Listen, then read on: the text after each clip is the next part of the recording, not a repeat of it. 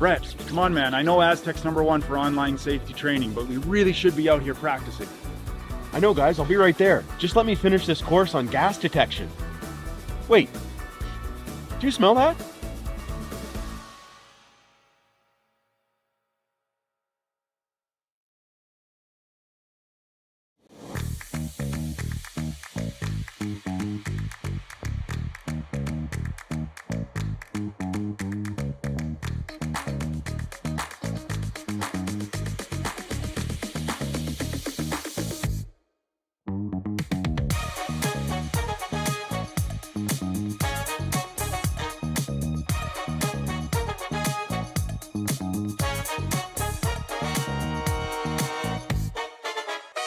Driftwood Brewery, Esquimalt, crafting world-class beer since 2008.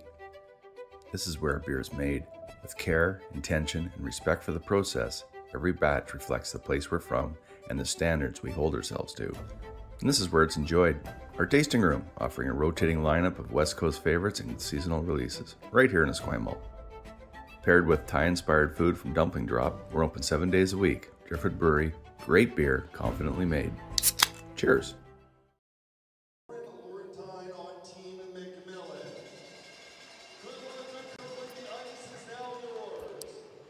Are we on? We are. Happy New Year.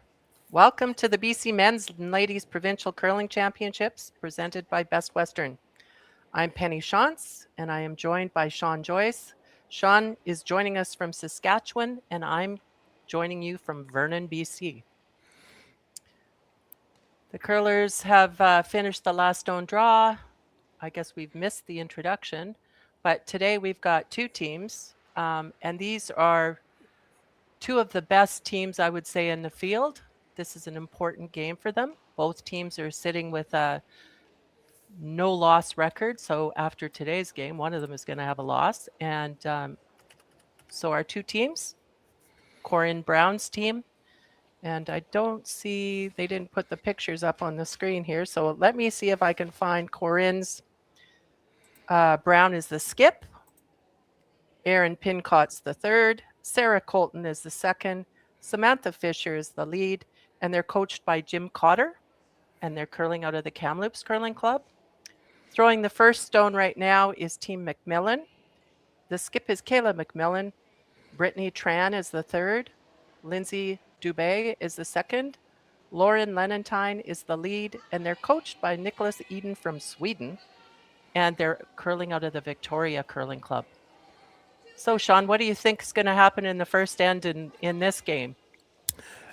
Well, you just never know when you get into playdowns. In a lot of cases, because they haven't played with clocks a lot, now both of these teams will have had a chance to play with them at the trials, maybe a couple of bonspiels, but you will see a lot of open first ends. Now, I had a chance to do one of Brown's games earlier. She had the last rock in the first end in that game as well, and she did similar to what she's doing here. The first rock came in. She's going to play the hit and roll to the corner. And she played the delayed corner guard tactic. So you may see her throw a corner guard on the next one, no matter what happens here. This has been a tactic that's becoming increasingly popular with teams with the last rock. If you play that hit and roll to the corner on the first one, you don't have as many rocks to clean up in the middle later on. Okay, she didn't quite get the roll there, rolled out, but the house is clear. So Kayla's going to do the same thing. Yeah, she puts it into the forefoot. They might not be as tempted to ignore it.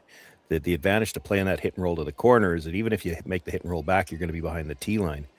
Now, this might be in a good enough spot that you may see her hit it, and we might have a fairly open first end. You mentioned off the start, these are two of the top teams. I mean, I said the first game that I did, BC women right now, probably, you could make a strong argument, this is the strongest provincial field in the country right now. You got three teams in the top 10. Reese Hansen sits fourth, and probably the best chance to get, there is an extra spot available at the Scotties this year with Homan going to the Olympics. Einerson became the returning Team Canada, so to speak, for the Scotties, and the other two teams moved up one spot, but that fourth berth, the pre-tournament berths, it's going to whoever's got the most points after the provincial playdowns that didn't win a provincial berth. Well, Reese Hansen sits fourth in the country right now. She's about 3/4 of a point behind Grey Weathers out of Alberta. Kayla MacMillan sits 7th. Corryn Brown sits 8th. I mean, there is a strong chance that 2 of these teams end up at the Scotties. And this should be an outstanding game this morning. This is the first of the head-to-head games between these 3 teams. Right. I think there's one of them is tonight. Reese Hansen is playing, she's playing one of them, and then tomorrow morning is the other matchup between Reese Hansen and MacMillan, I believe. So when you're talking about points, for those curlers out there that don't understand what CTRS points are, how do you get points? Well, CTRS stands for Canadian Team Ranking System, and it's a point system that's been in place for a few years. It's been revised a few times, but basically every event you go to, there will be a strength of field multiplier, and that's based on this maybe is getting more complicated than I need to be for the average fan, but it's every event based on who's there. How many of those top 20 teams are there? You'll get a different strength of field multiplier, and that multiplier is used to determine how many points the positionings in that particular event are. So every event they go to, they have a chance to get points, including this event. So with these 3 teams that I mentioned, they're 4th, 7th, and 8th, I think. Right. That's not necessarily where they're going to stay, because they get points from this event as well. So you get to the final and lose, you're still going to pick up some good points, because you've got 3 of the top 10 in the country playing in this event. So you've got a very strong strength of field multiplier here. I think that's great for BC, because I know, and I look out there and these 3 teams, they play a lot of bonspiels, but not necessarily in BC. They play all over the country. I watch them all year, and they do an amazing job. I think Reese Hansen has actually won a couple of those Tier 2 events. And so she's had an outstanding year. But then I looked at the other ones, and they've all had a great year, in preparation. Yeah, Reese Hansen won the Tier 2 here the Tier 2 was held in Martinsville until the final, where they went into Saskatoon, which is where I'm just a few weeks ago. And so, that's another thing. As they come into this provincial, that's the last thing they played on. They're coming in really at the top of their game, which you're peaking at the perfect time, right? You're going into your provincial championships playing your A game. That's as good as you can ask for. But, Corryn Brown, been to the Scotties a number of times already. Alison MacMillan has had a great year, or Kayla MacMillan, sorry, has had a great year. Like any one of these 3 teams. Again, they came in as the pre-tournament favorites, but that's not to say that any of the other teams were slouches. Now, it has turned out that these 3 teams with a little bit more experience are starting to pull away from the field, but valuable experience for the other teams as well. And it's not to say that any of them couldn't end up here next year again. And that's experience too. I saw a lot of young teams out there, and the more experience they get in these types of events, the better they're going to get. They're the up and comers. I know it's always been a challenge out of BC to get to these teams that are going and playing across the rest of the country. Good for them, but it's for the most part, you're not driving to a bonspiel in Alberta from BC. It's not feasible. So it is tough. It's a challenge. There are various areas of the country. I live in an area where we're fairly fortunate. Like the prairies, Alberta, Saskatchewan, Manitoba, if you want to drive to bonspiels in any of the 3, you can. I mean, sometimes it's a long drive, but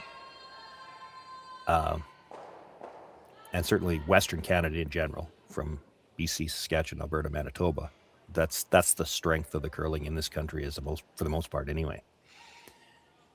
Well, back in the day, they used to have aligned their different places. They'd have a bonspiel in Kelowna, then they'd have a bonspiel in the following weekend in Vernon, and then they'd go to Kamloops. So there was a little circuit. So if you were coming out this way, you had 3 places that you could go in a row. It was a lot of time away from home, but these guys spend a lot of time away from home now with a lot of travel. So it's too bad we don't have that type of events coming up again. Yeah, well, that's a great point too, because when you've got 3 events like that, rather than your teams having to find ways to travel out to get the best competition, you get 3 events like that close together, and teams will come in, and you get exposed to teams from other areas of the country as well. Yeah, we've had that here in Saskatchewan as well, and some of those have gone away, and it's a little unfortunate. So this is a pretty open end we're having here now. There's just Kayla's coming back in her first shot. She's coming into the house. Corryn will try and blank the end now.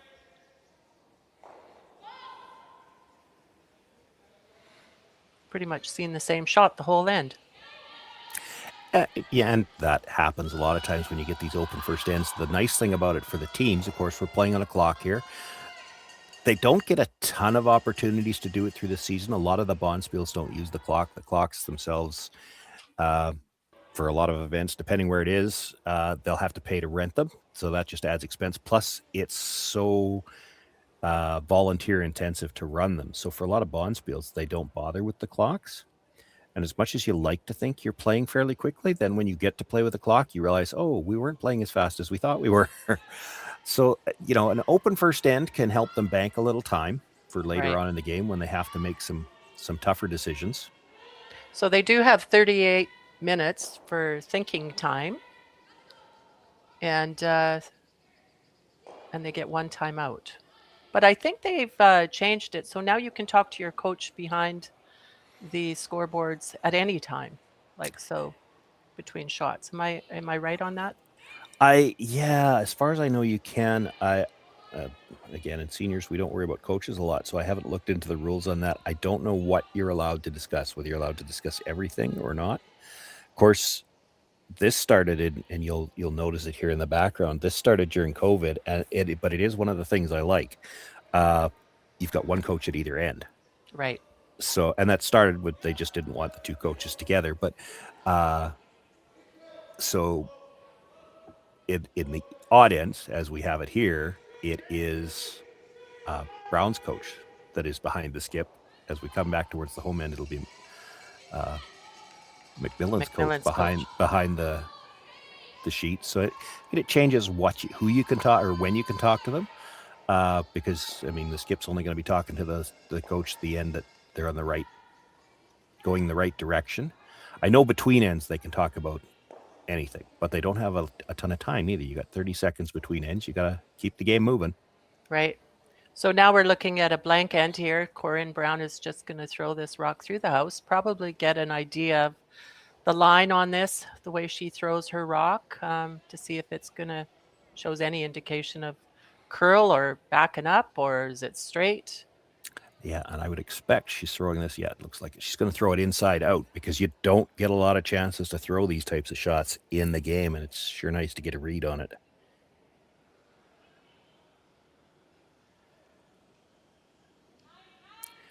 They'll just keep it clean all the way through. And we're finished the first end. Oh, or is there? Yeah, that's the that's first end. So will we be back? It's 0-0. Corryn Brown is blank the first end, and we'll see you in end 2.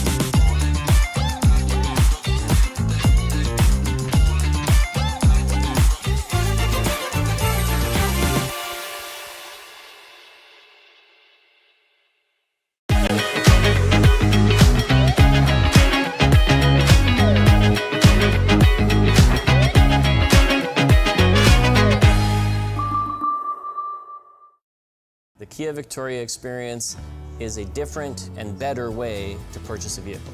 We believe that the more positive your car buying experience, the more you're going to love your Kia. When we say the right thing to do, we're talking about putting the customer's needs first. It's about being honest and transparent, both in sales and in the service department, and it's also about treating everyone equally. If you haven't considered Kia Victoria, I would say come see it for yourself. You're going to be impressed with the people that you meet and impressed with the product. Driftwood Brewery, Esquimalt, crafting world-class beer since 2008. This is where beer is made. With care, intention, and respect for the process, every batch reflects the place we're from and the standards we hold ourselves to. And this is where it's enjoyed. Our tasting room, offering a rotating lineup of West Coast favorites and seasonal releases, right here in Esquimalt. Paired with Thai-inspired food from Dumpling Drop, we're open 7 days a week. Driftwood Brewery, great beer, confidently made. Cheers.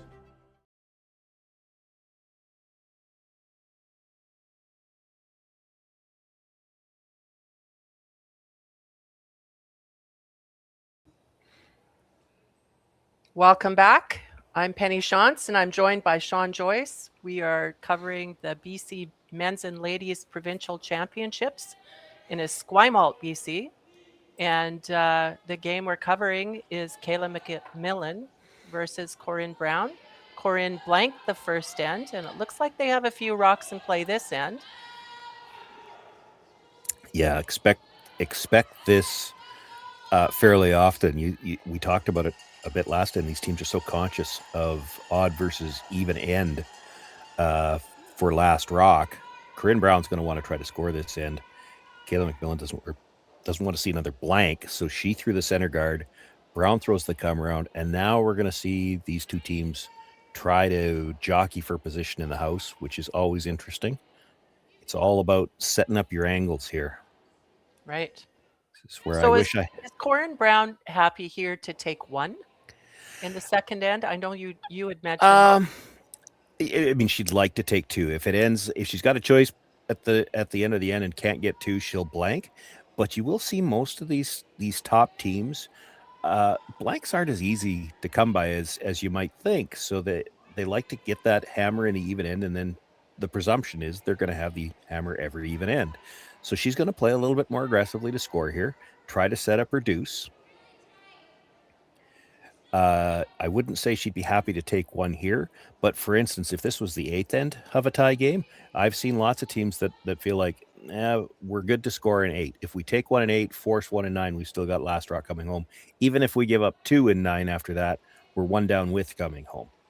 I don't know that she'd be quite that aggressive in the second end, but you and I were talking about it off air. We never, our generation never thought about odd versus even end, usually until the last 3 ends.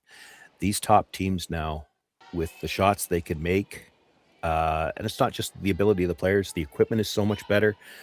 The brooms, the rocks, the ice, they have confidence that they can make any shot anytime, and it makes for some outstanding curling. Right. I have a kind of a funny story about rocks in play. So I was actually coached by Kenny Brown, which is Corryn Brown's dad, and I'm sure he's there watching. And Ken is just is known as Downtown Kenny Brown in Kamloops. He's just an amazing curler, and I've always respected his insight on the game and his knowledge. And one thing he told me on a situation like this was, don't be the first one to hit a rock when you're coming around. Line them up. Well, we played in the senior championships last year in the final, and we had one end where we had every rock in play. I have a picture of it. And I sent the picture after the game. The other team actually stole 2 on me, Sheila Cowan. And I said, Ken, you didn't tell me when I was supposed to hit. And he goes, oh my God. Like every rock was in play around the 4-foot. It's one of the funny things that happened.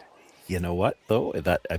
It won't happen likely here, but usually you won't see anybody play a hit until one of 2 things is going to happen. Either the team with last rock, the angles start to run against them and they'll start peeling to make sure they've got room to score, or somebody just misses an angle and it leaves a chance to play something in the house.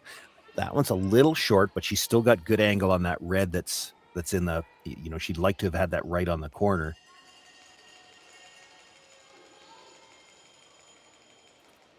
Okay, while they're going to be throwing this rock, I just want to give a shout out to some of our sponsors. That these events wouldn't happen without our sponsors.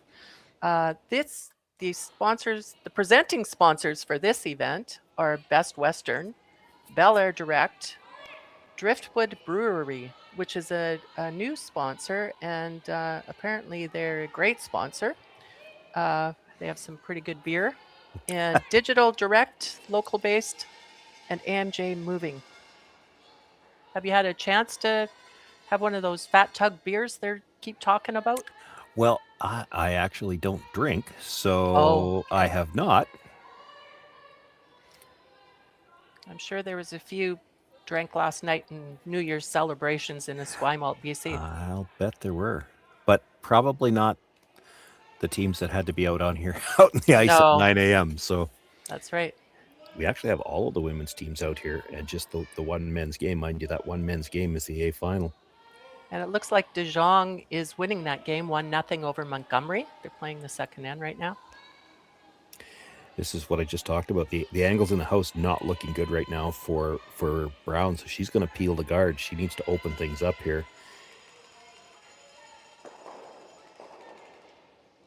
Got it coming back into the house. Actually manages to kill 3 red ones. Not happy likely to leave the blue center guard where it is, but it's still, it creates some issues for Kayla MacMillan. As you can see, that one red starting to look lonely, and there is probably a shot at the blue one just off the center line to the left as we look at the overhead. If you could get close to the nose on that, you could push it onto that red stone. So Corryn would be looking at possibly just moving those around, jiggling those around a bit and getting that red one so it's behind all the blue ones, right? Yeah, now, or at least just to create an escape route for it. Like right now it's frozen, so she can't, she could get to the blue on the other side easy enough, but it's just going to jam. Brittany Tran here is going to look to come down to the pocket of those 2 blues. She's got to get another red in a good position now with 3 of them having just left the playing surface. They're going to have to go for weight on this. Good rotation. They should be able to carry it a bit.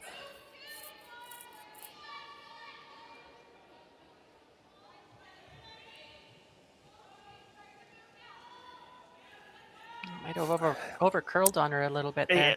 Over curled what they had in mind, but I don't mind where it ended up, because that's the more dangerous. Like when they peel this guard, that blue stone is the more dangerous of the 2, and now that red is in a position where she can't really see enough of it, enough of the blue to drive it onto the red in the 4-foot.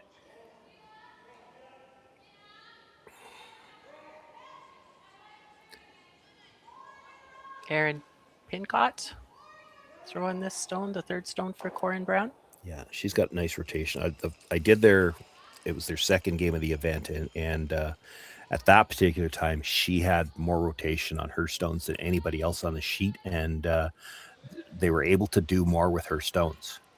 Now, ideally, you'd like to be a little bit more consistent across all 4 players, but there's so much curl here in this building and with these rocks that you need to have that little bit extra rotation to hold your line a bit better, and they'll all make that adjustment as the week goes on, but she had it early in the event.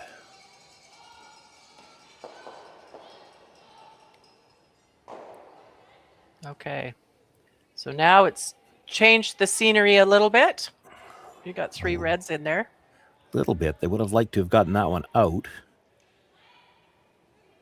So the head ice maker for this event is Mike Merklinger, and he is head ice maker at a lot of the events in the country.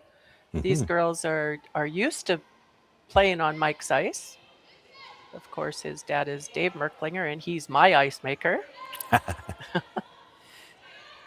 And he's there watching as Alyssa Kylo is playing on Kelsey Powell's team. So they're there watching and cheering on the curlers. Now I wonder, if you're the ice maker's dad, are you watching for different things than the curlers' dads are watching? Yeah, maybe. I don't know.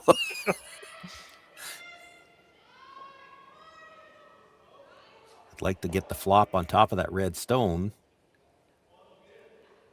The flop on top of the red was pretty good. I don't think they're probably thrilled about the overlap on the 2 blues, because I think if she hits red on the blue, they're both moving. You might not get the second one out because it's going to be very thin. Well, there's a comment: when there's staggered guards, use them or lose them. So it looks like she's chosen to lose them. I think part of it here also has to do with the fact that she doesn't have last rock, and they weren't able to make the double in the last one, so that blue is sitting in the back 12-foot. you start to let too many blue rocks pile up, and there's always the possibility they could end up on the scoreboard.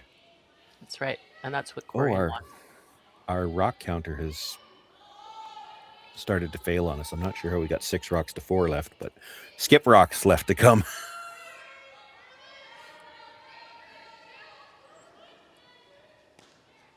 She can kill one for sure, and at least move the other one off the top of her own stone. Now, the danger here is going to be, where do the reds end up? Like, there is a chance you could leave a triple off this. Kayla's first rock. Sweeping it hard. Big weight, hoping to kill that second. Oh, it didn't even touch. Oh, okay. Red is still sitting 1, but those are pretty lined up. Yeah. Corryn's got to make a decision here.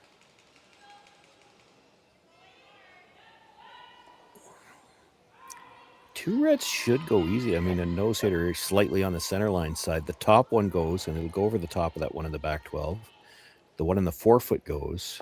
The question is going to be, can you break the other 2 up? It would be The nice if shooter's she could hold her shooter in here. Yeah, she should be able to hold the shooter. But she does, I think she wants to roll off a little bit. You don't want to leave it in that same line. She'd like to be able to get rid of the red later. Yeah. What I'm not sure is, and I don't know what you think, Patty, I mean, they're not dead lined up. When she hits this, will that red stone in the 8-foot, will it pop off the top of that blue stone so she can get it out on the next one? And if it does, then the fact that you got 3 blues sitting around the outside with only 1 red in the house, Millen's only got 1 stone left to play, and there may not be an obvious double there. She's got to be really conscious about the possibility of a big end here. And Sean, I noticed back in the background there, Kayla is talking to Nicholas Adine on what her next shot's going to be. Yeah, well, they were having a deep discussion. If you have to talk about angles, you're not going to find a better one to talk to than Nicholas. A little thin on that one. Yeah, little error there. I'm not hitting that. I'm throwing a guard.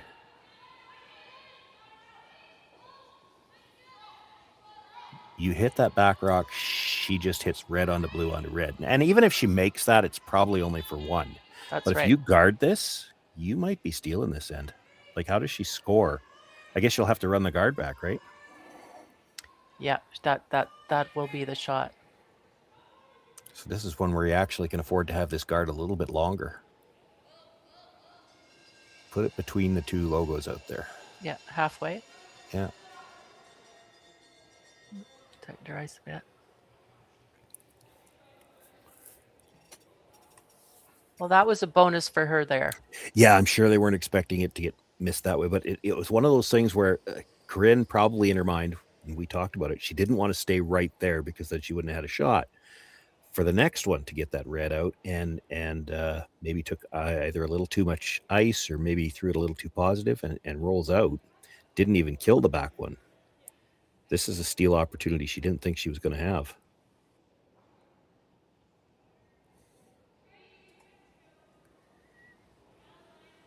Oh, they're not touching it. Oh. Looks like it's going to be okay there.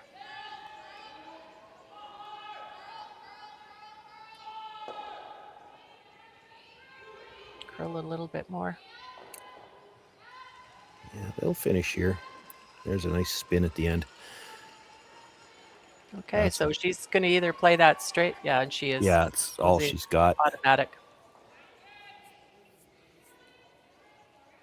Last shot, the second end, Corryn Brown, facing 1 on the button. She's got a blue one in there. She can hit this straight back. She'll score 1. So to Kayla MacMillan, she's accomplished. She's forced Brown to take 1. Ideally, I guess she'd want to steal. But forcing her to 1 isn't the end of the world this early in the game. Yeah, I mean, she gets the hammer. Honestly, there might be a way to get 2 here. It's hard to say, not with that weight though. She's just throwing it to get the single.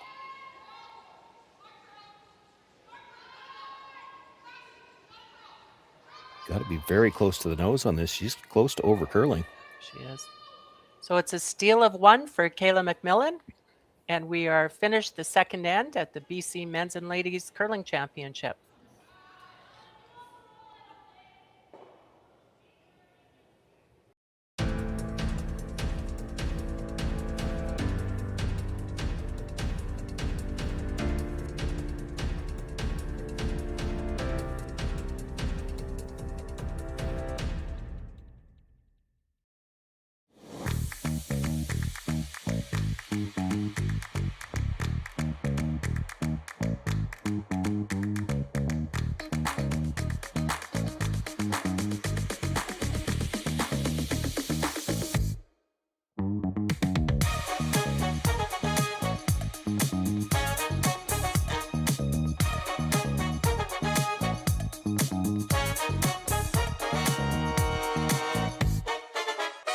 Welcome to the rockshop.net, the official store for the Grand Slam of curling.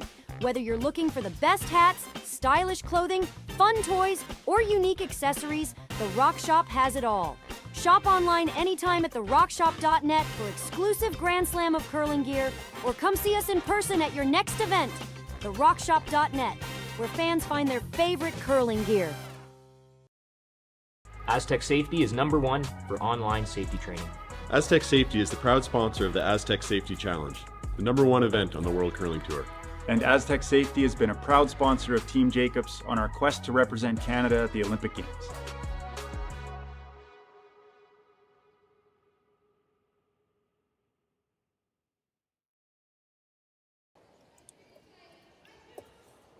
Welcome back to the BC Men's and Ladies Provincial Curling Championships presented by Best Western.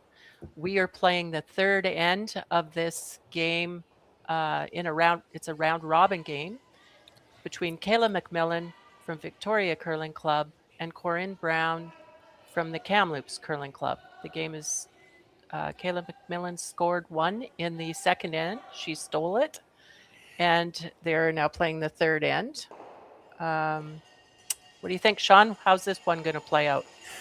Well, I mean, we've seen Corryn Brown before have the preference for the delayed corner, and we don't get to see the first couple of rocks in the end while they're in the commercial break. This looks like she's playing the delayed corner right here.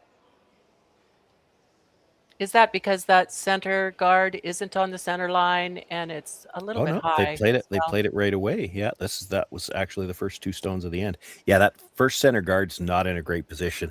I guess one of the things we should remind people, the no tick zone that's been around for a couple of years, you want to get your stone on the center line, and preferably tighter to the rings than that center guard is. It's anything you get around a guard that high, you can probably get at it with hack weight with as much finish as they have with these rocks.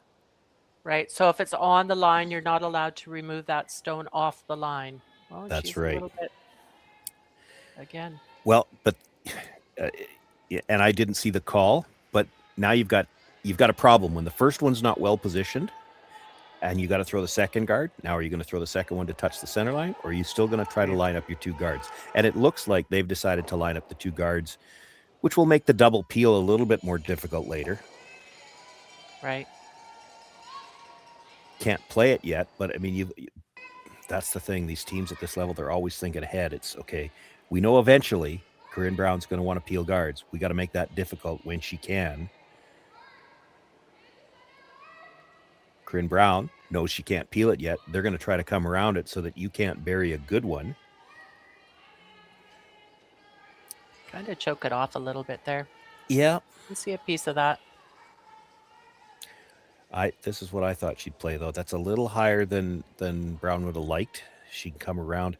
Now, these are the shots, and I admit I haven't had a chance to watch a lot since the game that I did earlier in the event, but these shots were very difficult early in the event. They were finding that as you got out wider, you really had to pay attention to, how long has it been since we've been out there, because it does get heavier out in the wings. And they jumped the brush on this one right away, too. It's like maybe she was just a bit tight on that throw. And not curled. the weight. Not enough weight. Yeah.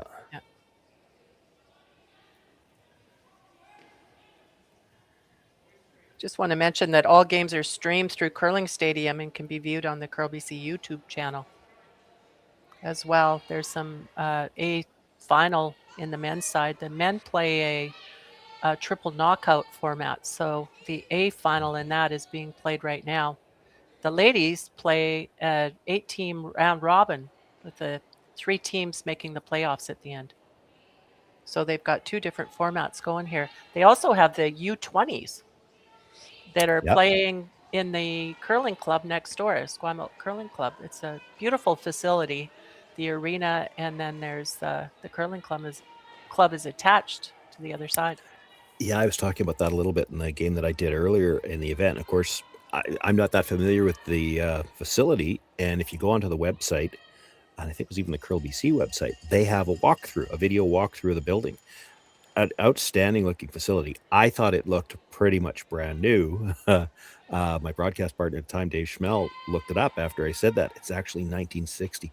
So they've either done some renovations or like they've done some upkeep on this building. It looks fantastic. If you have the chance to go down, we can show you one game at a time. You can pick up the feeds from the other ones. But if you have the chance to be there in person, nothing beats showing up in person for these events.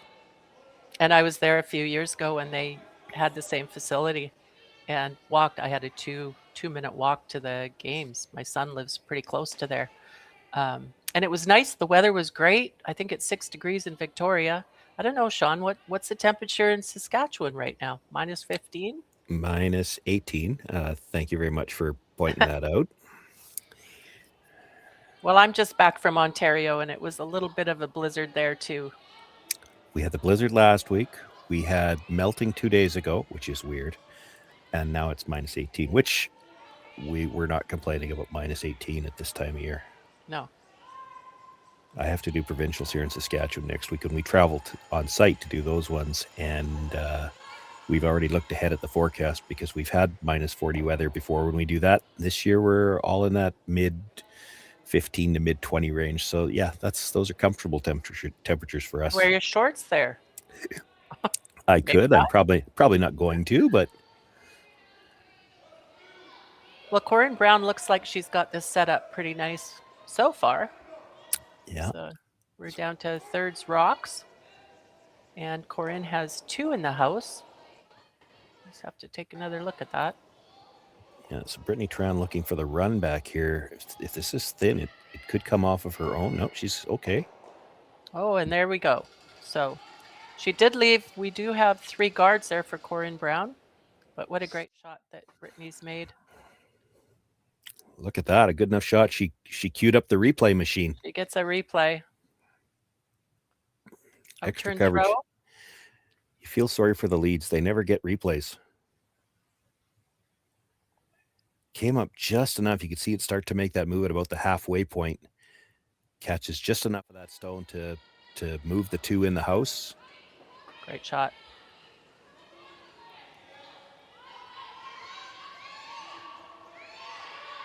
So Corryn will try again to come around those rocks, and oh, this one looks like it's hanging out there a little bit. Gets the bonus tick and is still going to end up behind cover. A little tick and roll, but it's not in an ideal position. It actually comes out past the guards. She's calling for the draw, but somebody from the hacks is going to point out we can see all of that. No, she's still going to play the draw. This is a gutsy call. You start ignoring your opposition stones when they've got last rock. This can turn into 2 in a hurry.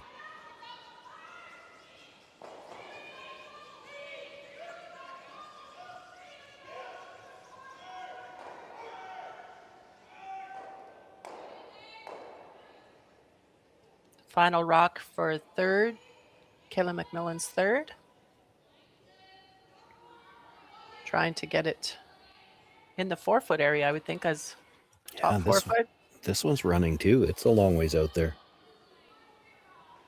Oh, it did this. Oh, she just got it by. If the guard was in the same place, it would have rubbed.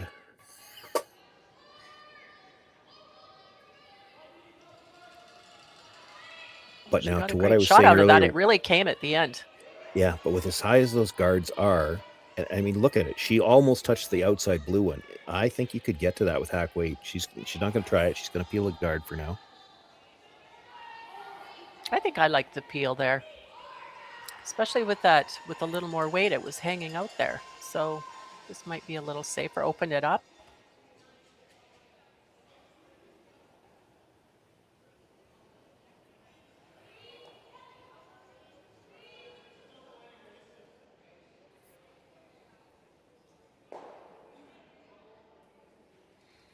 Well, She's successful.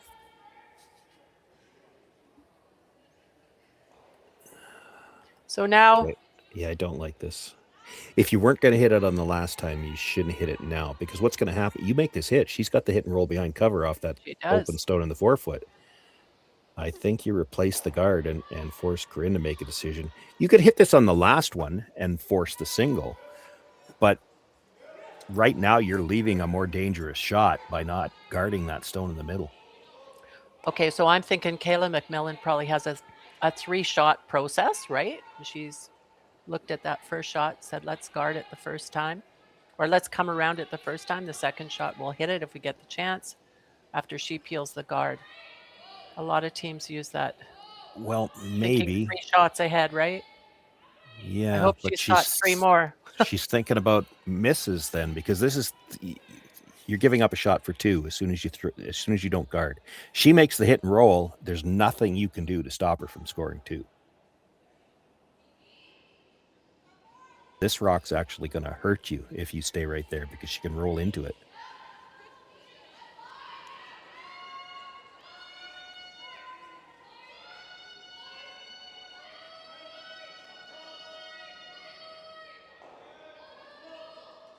That's actually probably better, because now if she makes the double, she's got to stay right there. It's a nose hit to make the double.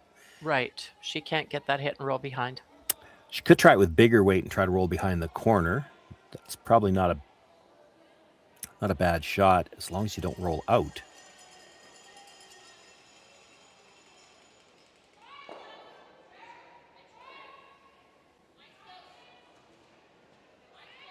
Yeah, we didn't really see them talk about where they were trying to roll on this. The nose hit makes the double, but then you're allowing MacMillan to play the hit and roll underneath cover, and you'd be forced. It's a tough, I mean, you're talking about a 5-foot roll to get behind the corner guard, and you still have to make the double. And we do know that a hit and roll is one of the toughest shots in curling, the perfect hit and roll. Well, yeah, and that's when you're just talking about making she still has to be conscious of making the double. You added an extra element into that.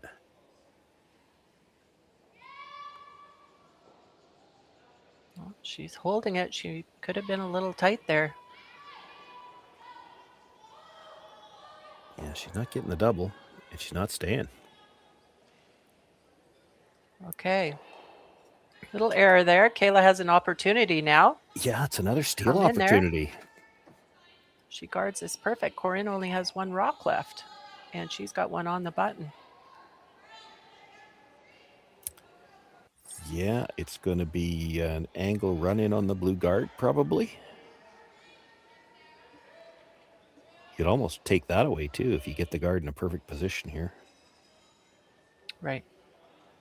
If you had your telestrator, you could show us exactly where that rock would be. You just join in the crew that's teasing me about that. Like, she's got to get to probably her shooter here has to touch center. If she's a little off the center line, there's probably still a port to come in. Although I don't think you could blank. She'd probably, if you're making in that port, you're probably staying for 1. But if she touches center, I don't think the port's big enough. She can't draw to beat it. Just doesn't look light. If you're in the ring, she tries the double.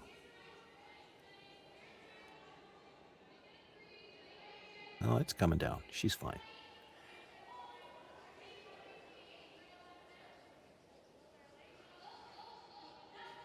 Perfect guard. Now, can you get around that and get to shot rock? Yeah, it did spin over a little bit at the end. She only needs about back 4-foot weight to move it far enough to be shot. The tricky part here, and probably what has them worried, is where do you put the broom? Because they've tried a few come-arounds, and everything has stayed on that outside corner guard until the very end, and it still ends up buried. So when you need to throw weight to move it, now where do you how far in do you have to move the broom? This is going to be a little bit of a guess on ice. And they might be a little bit inside that path that they were throwing, where it was hanging out there. Yeah, they definitely are. Yeah, that's a good point. This might run completely different. If it starts to curl earlier, they might have a hard time getting it by.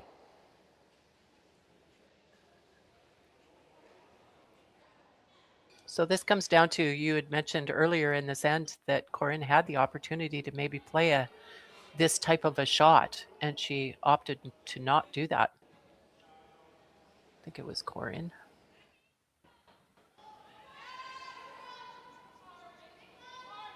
Must be close. The brushers are a little bit of clean, a little bit of brush. Yeah, it's moving. Has she got the weight? Line's going to be great. Looks pretty good. Does she have the weight? It's a great shot to score 1 in the third end. So we have a tie game, 1-1 after 3 ends between Team MacMillan, Team Brown, BC Men's and Ladies Curling Championships.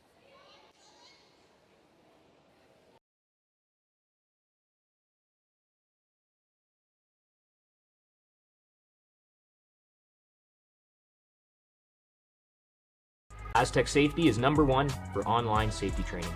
Aztec Safety is the proud sponsor of the Aztec Safety Challenge, the #1 event on the World Curling Tour. And Aztec Safety has been a proud sponsor of Team Jacobs on our quest to represent Canada at the Olympic Games.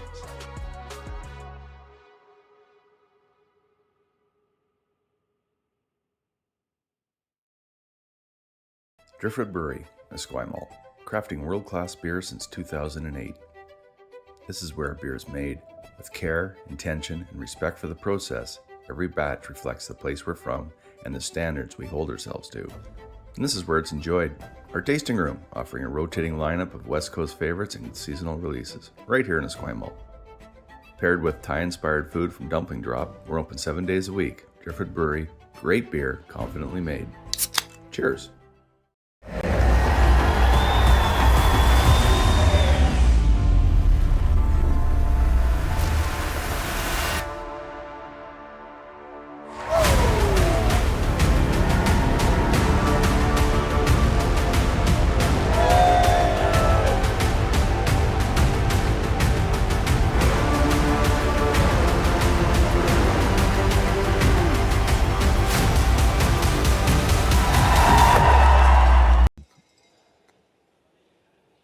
Welcome back to the BC Men's and Ladies Curling Championships, brought to you by Best Western. We're at the Esquimalt Curling Club in Victoria, BC, or in Esquimalt, I guess you could say either. Our game we're featuring is Team Kayla MacMillan from the Victoria Curling Club versus Team Corryn Brown from the Kamloops Curling Club. And we have a close game. It's 1-1 after 3 ends. Corryn making a great shot in the third end to score her 1. Kayla MacMillan now has the hammer going into the 4th end. Sean, what do you see happening this end? Yeah, well, Brown started things off with the center guard. I have to believe they wanted it a little tighter than that.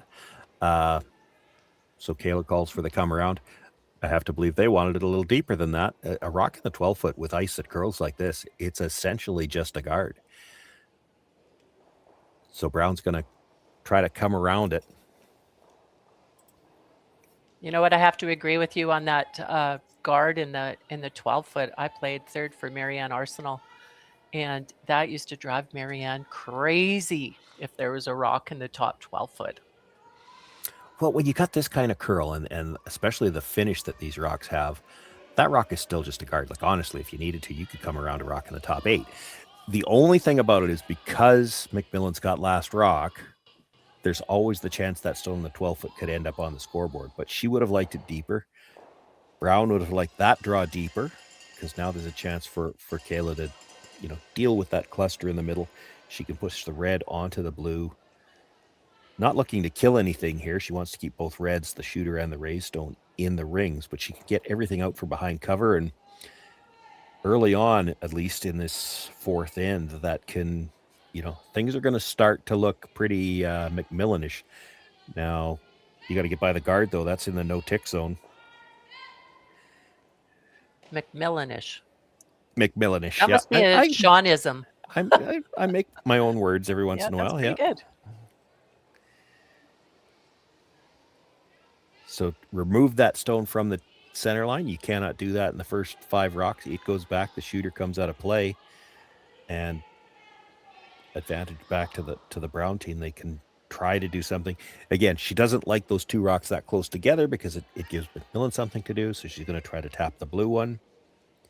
This is the early parts of most of these ends. It's all about manipulating angles. Now, usually the way we talk about that, it's somebody comes to the top of the 4-foot and then it's freezing on the corners.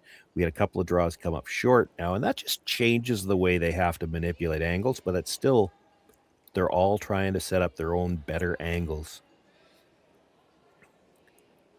Again, I Good. see Kayla after holding the broom on the last shot. She went right back to Nicholas Edin.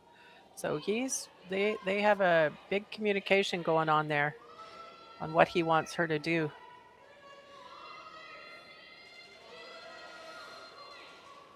Well, every time you miss a shot, it changes the game plan. Yeah, exactly.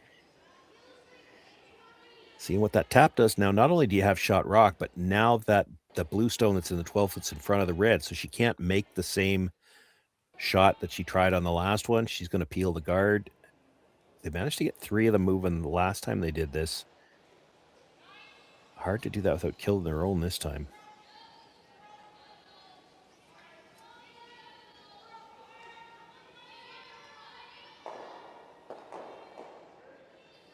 Got them all. She did get them all. What a great shot. See that replay on that. Even a second gets a replay. It was always going to be tough, like just because the blue and red were so close together. She was going to get all 3 blues. It was probably touching the side of the red. As you can see, just touches it, but touches it enough that, or just enough that it still comes straight back and takes that stone off the 4 foot. Okay, if you were scoring her, Sean, would you give her bonus points for that shot? Do they still give bonus points? Yeah, that's a bonus. That's a bonus point shot if you're still using that system. Yeah. I'd give her bonus points for that shot. Oh, for sure. Yeah. But I thought the official scoring. No, I don't. And think I've never done the scoring, but I think they got rid of the bonus point thing.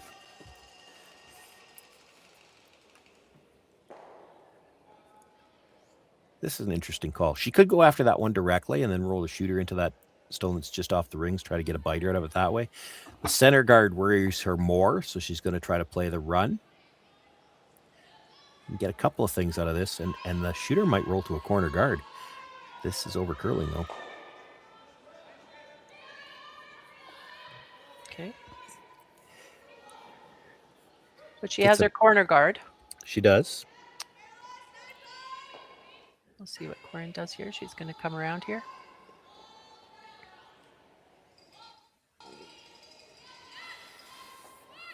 This is a good example of what I was talking about, though, with those stones in the 12 foot that could be a guard. It's easy to come around them. If you're just looking at the house from the hack end, it looks more natural to come around the outside because of the stagger on the 2 stones. But 2 problems with that. You have to go out wide, which has been a weight issue here because the outside edge doesn't get used as much. And plus, you can still easily bury around a stone in the 12 foot on this ice. If you get the line right, it will hook hard at the end.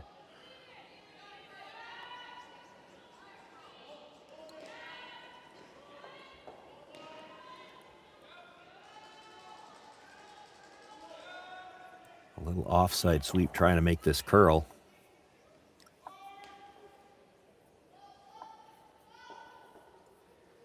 She's a little bit deep too. Yeah, I think that was probably the biggest part of the problem, just too much weight. That gives Kayla an opportunity to hit that front one, roll to the open side.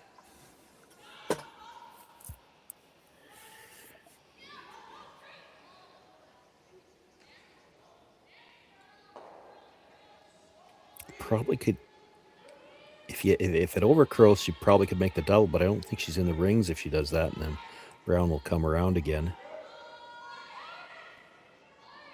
I don't think he gets shot off this, but you roll to the corner in the rings. It's a tough one for. Oh, she might be able to get shot. No. It's But tough. I don't know. I don't think Corryn will come around that corner guard. Yeah, that corner guard's not very good for her. It's tough to ignore this one, and then no matter what you do, no matter where you end up with this, there's a chance Kayla MacMillan plays a draw on the next one. She might come around the corner guard. Yeah, if you're going to get forced, you may as well get forced to 2.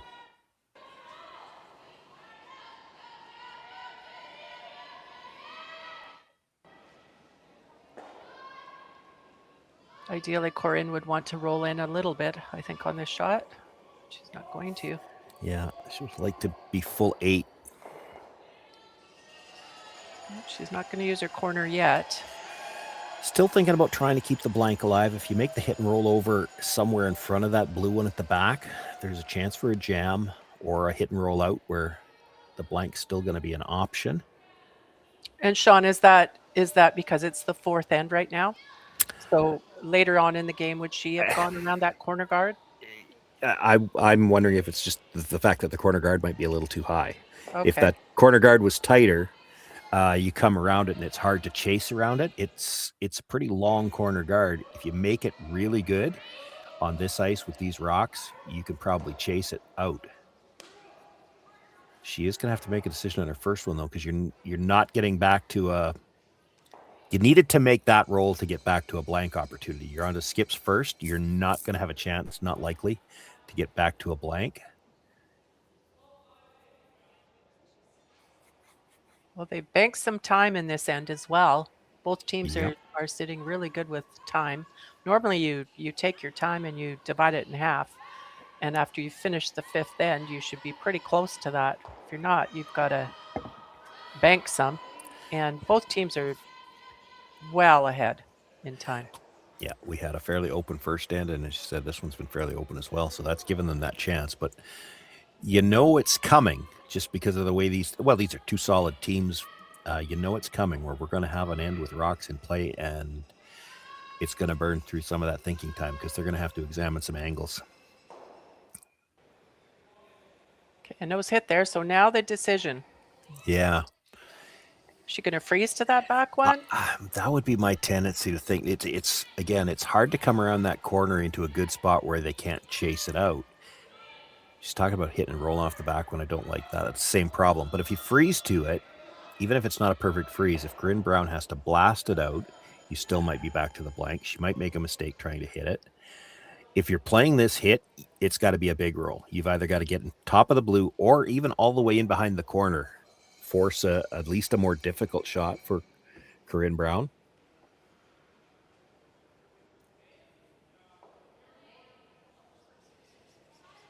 And that's tough. We talked about it last end, how these hit and rolls are never easy. Now, she's not having to play a double here, but to get in front of the blue stone, it's a 5-foot roll. To get behind the corner guard, it's close to 7.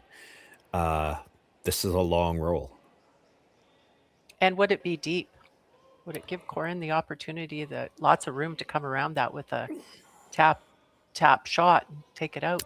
It'll be deep enough to do that anyway because the guard is so high. Still, it's a finesse shot. You can at least force her to play something not quite so open. Ooh, that was a big set. It was. Quiet weight, though, should come up. The problem with quiet weight is it's hard to get a big roll with that. Well, she's getting it.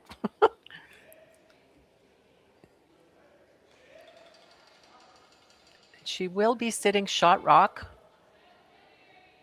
behind the corner guard. Yeah, if anything, it poked out a little bit on the other side.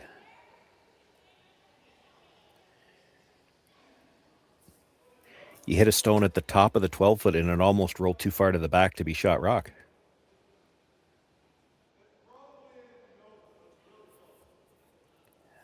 I'm almost betting she's going to change turns when she gets to the hack. I know, that just looks like tight ice to me.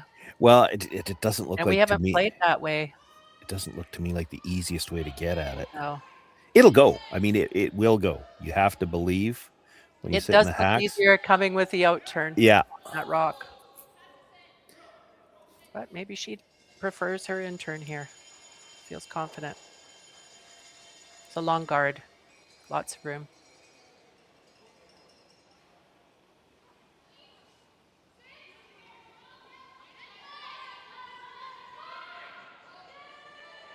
Just cleaning it. Yeah, they're working They're to get by sweeping the it. guard. Oh, she just ticked the guard. There was no hesitation when she got down in the hack that she was going to throw that rock. I don't know if as a skip, I might have gotten the hack and looked down there and went, oh, that out turn looks a little bit easier. Yeah, it happens all the time, right? You get down to Right. the hacks and realize that the other turn looks a little better. Or your sweepers, they might say, did you think about the out turn there? Might have been a better call. So what's the call here now? What's Just the Kayla, open just draw. a draw for 2? Yeah, straight draw. Not even worried about the backing. She's got enough ice. This is a straight draw to the pin.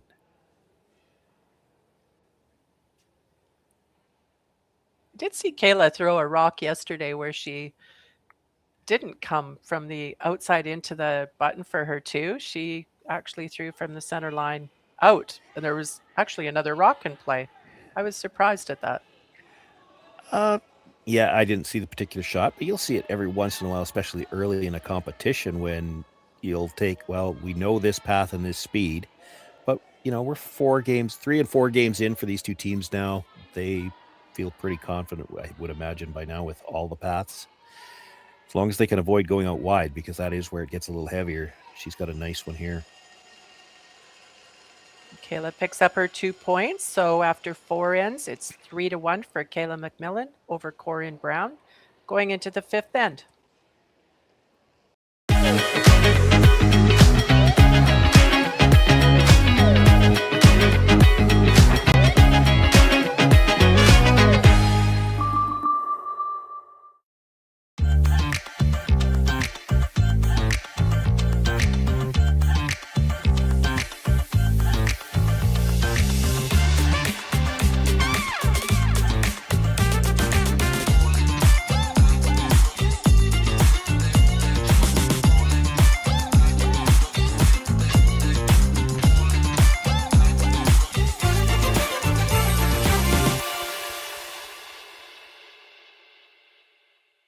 When I was younger, I thought purpose had to be big, like changing the world. But then there's the little things, like fueling someone's car before an early shift, or helping someone find the perfect bottle to toast a special occasion, making sure the shelves are full so a family can cook dinner, so those kids can have their favorite treats, like giving back, like making everyone's day just a bit better. Maybe that's exactly our purpose. Developed over a decade in collaboration with the finest ice makers this side of the Atlantic, the Pebblehead PB5 is nothing short of a triumph of sophistication and craftsmanship. Weighing less than half its lumbering copper predecessors, yet boasting 10-fold their durability, the PB5 delivers perfect, consistent ice, time after time. The PB5 by Pebbleheads.com, the apex of ice-making ingenuity for the roaring game of curling. Okay, we are back to the BC Men's and Ladies Curling Provincial Championships in Esquimalt, BC at the Archie Browning Sports Centre. We're covering Team Kayla MacMillan versus Team Corryn Brown. Kayla MacMillan was able to pick up 2 in the 4th end to take a 3-1 lead. Corryn Brown now has the hammer going into the 5th end. I'd like to also just mention a few other sponsors here. We have platinum sponsors for this event. We can't have these events without our sponsors. Kia Victoria and Peninsula Co-op are our platinum sponsors. We also have government and community sponsors. Greater Victoria Sports Tourism Commission, the BC Government, Via Sport, and the Township of Esquimalt. So thank you to our sponsors. Yeah, you also see them out on, not the sheet that we're on, but the logos are out on the ice. And I like that. It's a nice addition to, you know, the houses look different than they did when my generation was playing, but I think it's been a nice addition. And it's also interesting how, and again, we've only got the 2 logos on our sheet between the house and the hog line. But it's been interesting watching over the last few years when you get enough logos out there, the curlers will actually start to use them as landmarks, which, right, you know, extra bang for the buck, I guess, for the sponsors. But yeah, it's interesting when they start, you know, put it on the A in Victoria, you know, I enjoy it. I thought you were going to mention, because I noticed on the back bumper, the 50-50 raffle. Oh, right. Yeah. So if you're feeling lucky now in the new year, you can go to curlbc.ca, 50-50 raffle. There's raffles going on. You can buy them online. You have to be in BC for that. Well, that was the question I was going to ask, because nobody knew the answer to that the first game that I did. And that's the boat we're in here in Saskatchewan, just part of the lottery license when we do the 50-50s here, is that you have to be in Saskatchewan to purchase. Right. But, so I kind of watched those Oilers raffles and kind of want in on that. And of course, when the Blue Jays were playing, that was a big one too, right? So Yeah. you find somebody in that part of the country and Well, get them to buy your tickets, right? see, and now you've drawn up because Nova Scotia managed to get in on the Blue Jays. So I don't know how they changed the lottery license or what they did, but Nova Scotia can get in on the Blue Jays ones. It's all in the licensing. I don't fully understand it. I understand that it's a licensing issue, but we just keep telling people in Saskatchewan, if you're not in Saskatchewan, so I'll tell you the same thing here. If you're not in BC, it might be time to call up that auntie that you haven't seen in a while and tell her to buy you some 50-50 tickets. That's right. Of course, the 50-50 supports curling. in I haven't BC. seen the purse today, but I mean, I did a evening game on day one, and it was already getting substantial. And you don't expect that necessarily on day one because not everybody has found the broadcasts yet. Now we're getting into the heart of the competition. There'll be a lot more viewers and presumably some bigger purses. And like you said, you're also supporting curling. I did a lot of 50-50 sales at the Briar that was held in Kelowna last year. I think I was on every shift. Curl BC was putting it on, and I was part of their entourage of people. It's a great event.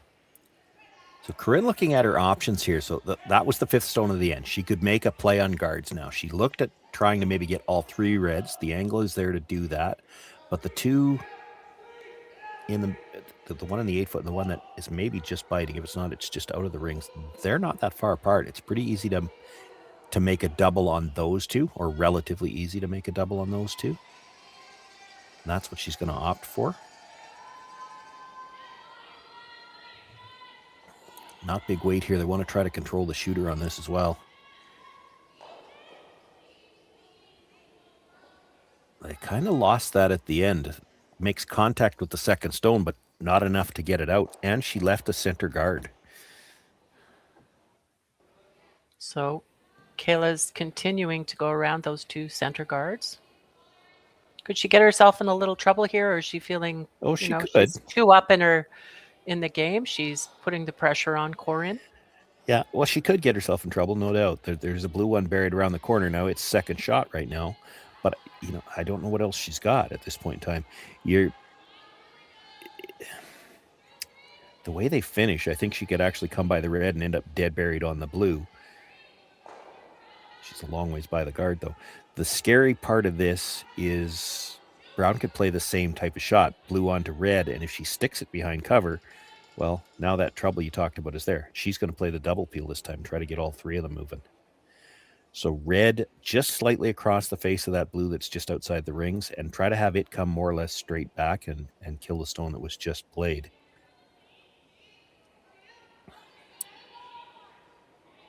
She could probably go after the blue-red directly, like the blue rays onto the red stone that was just thrown. Like, that's a very similar shot to what Sarah just played. It's basically the exact same shot she just threw. Which isn't a bad call, because you'd like to give your players the same shot twice. Well, and I think this might have come from Sarah. She might have said, I can see enough of that. And, of course, she just played it, right? So she knows what this is going to do. Corryn knows what it's going to do. The brushers just saw it. There's a lot of good things that can come out of this. She could stick it behind cover. If she's slightly across the top, she could roll it over towards that other red.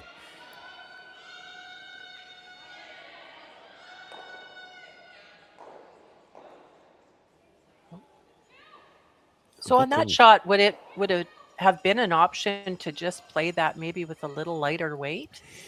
It would have been. Like, that, to me, looks like more weight than she threw with the last one.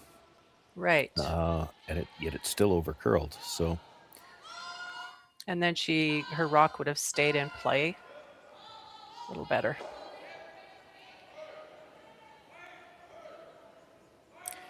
Left the guard on the center line too. So Brittany, another chance to bring one around.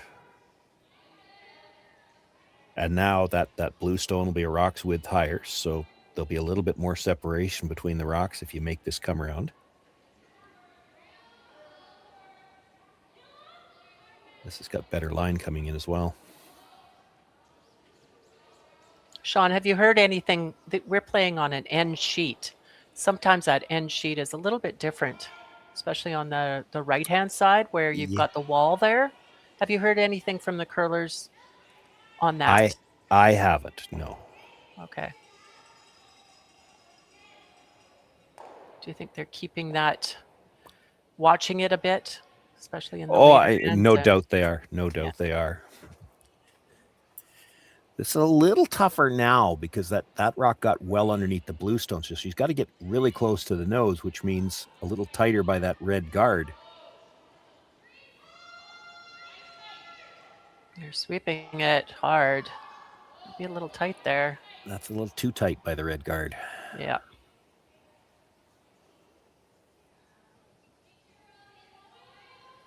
Kayla again will be putting up that guard. Yeah, they'll look to get it over just a couple inches more. You want to take away a little bit of that blue so that the run back's not maybe possible. But I think if she ever deadlined it up, there's probably room to get at that red stone with the way it curls. Yeah, certainly with enough weight to move it. Maybe not enough to kill it, but if you could pop it out from behind the guard, you know, there's still options to maybe score a big end. Probably try to split center here is probably good. Halfway? Yeah. You don't want it too tight, right? Yeah, and then Corryn will probably try that double peel again. She might not get the line. Yeah, there she does. Boy, look at that last spin at the end. You see that so commonly with these rocks. They're so aggressive with that spin. Well, you'll love it. We haven't seen it yet, but when you get a rock that finishes like that, that's one of those ones where you see the forefoot get congested and all you can do with your last one is draw to the edge of the button, and that last little spin makes for some spectacular looking draws.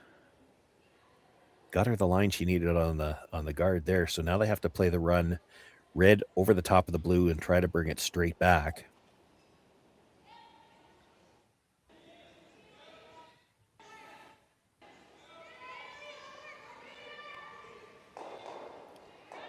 There we go.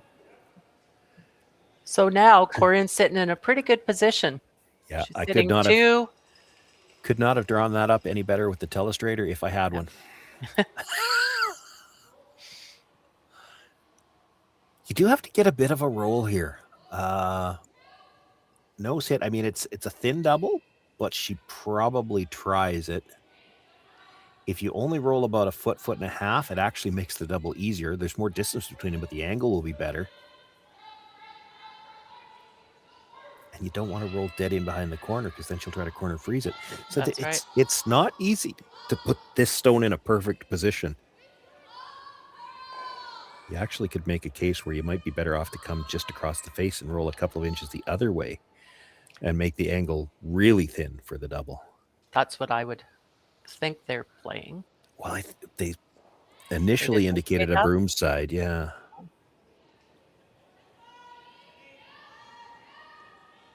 She did not, I don't think, get all the way out to it, but good rotation. This should hold.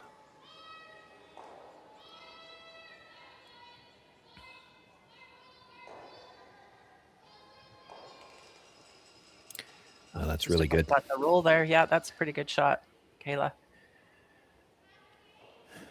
Corryn Brown's first. She get a little hit and roll there. Is that the correct call, though? Because Kayla might just, if it's too good, she might just come and draw up to it and take it all away. Yeah, I mean, yeah, that she'll have to chase it. But this is your choices. It's either this, or you could try to corner. Oh, you're thinking roll the other way? I was thinking corner freeze it. I mean, you're going to get forced anyway. So you play the corner freeze. There's still a chance you get 2 out of this. Oh, yeah. I'm could thinking roll. that You're thinking roll. Yeah, that red rock is second shot. Yeah, the red rock on the other other side. Corryn's looking at 2, but she's not right now. Oh, no, she is. She's looking at 2. No, I mean, she's not looking at getting 2. Oh, okay. Yeah, she's facing two MacMillan stones right now. Yeah.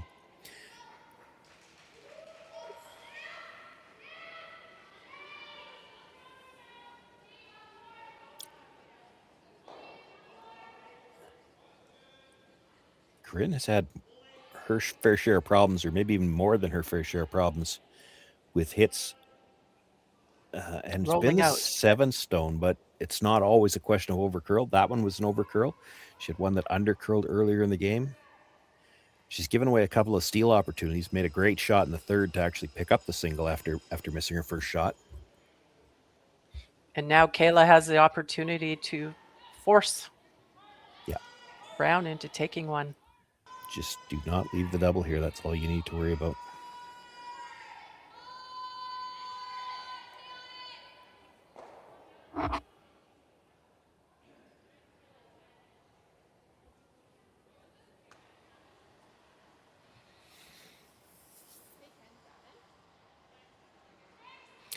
I expect there'll be a bit of a conversation when she gets down to the other end, because you don't get to see a lot of these draws to the corner.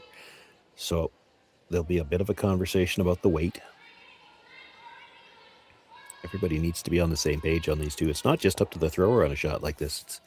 You got to know when you need to sweep this. It should be through what we call the good stuff earlier, but as this comes into the house, she might get into that wide path where it's a little bit heavier, and they do have to make sure they're at least second shot here.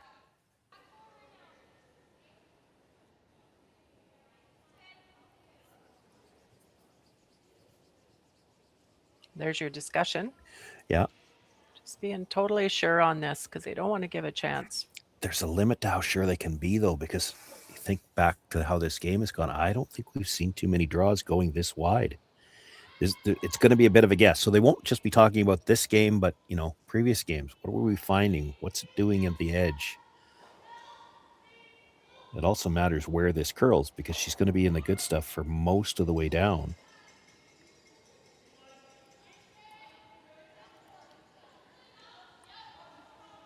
Well, they jumped this right away. They did. It's not heavy. I think she's come up short here. Yeah. She talked So that herself gives into... Corryn an opportunity to hit this rock and get her 2 and tie the game. Get her 2 for sure. I think we might see a measurement on that one blue stone. On the right-hand side there. Yeah, you can see that little bit of white from the overhead, but Right. the overhead, we're looking from the pinhole out. It's not exactly bang on. And as you look at it from this view, that stone looks like it's very close to being in the rings. It's probably worth putting a stick on, especially as you're going into the 5th end break anyway.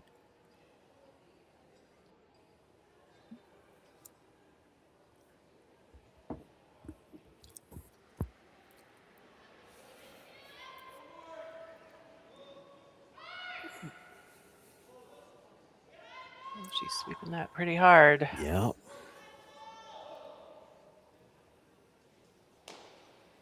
Oh. Well, again with the overcurl. Okay, I looked at that as the overhead there. It didn't look like it was in. No, and they've kicked it away. So that's 1 for Corryn Brown playing the 5th end. So it's 3-2 for MacMillan. And we have a 5-minute break now.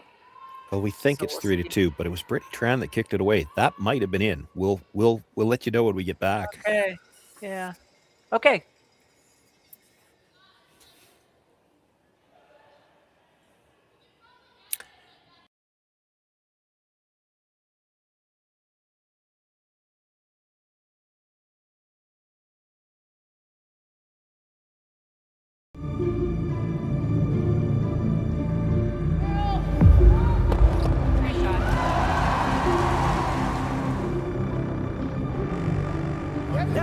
Yes. Whoa. Oh, boy.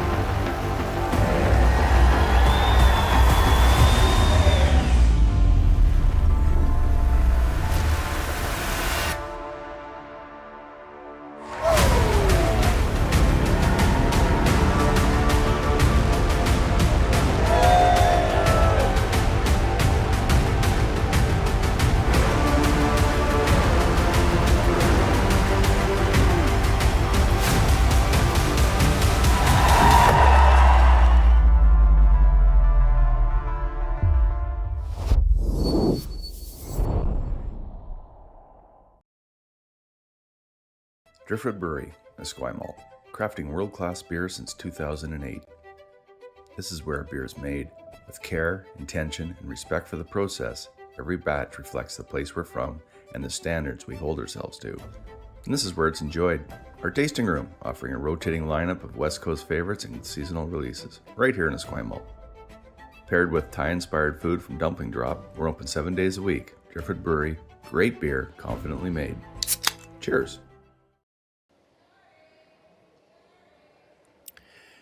Still in the fifth end break here on our feature game, but we'll quickly recap the scores. All 8 women's teams in action here this morning. Taylor Reese-Hansen and Kelsey Powell. Reese-Hansen, the other undefeated team in the competition right now. They're tied 3-all as they play in the 6th. Reese-Hansen with last rock there. Sarah Wark with a 4-3 lead over Holly Haffley. Mara Harris and Kayla Wilson. It's Harris with a 7-1 lead as they play in the 5th there. And of course, our feature matchup all tied 3 apiece at the break. And just the one game going on the men's side. It's the A final. So the first playoff team will be determined there. Jason Montgomery with a 4-3 lead after 5 ends of play there. It's Cameron DeJong with last rock as they play in the 6th. We'll have 6th end action for you right after this.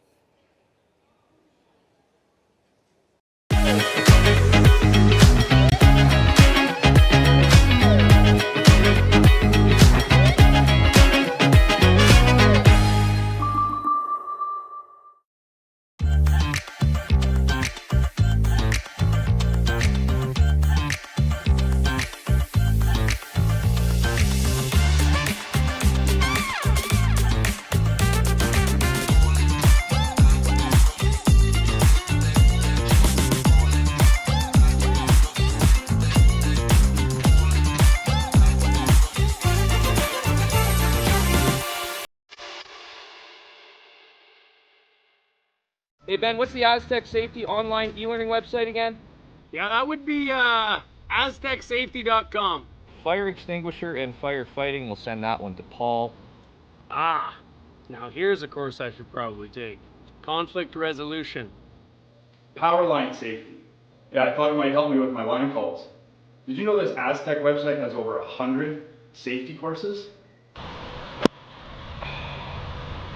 Jeez. Aztec Safety online course. Ground disturbance. Could have used that a few seconds ago.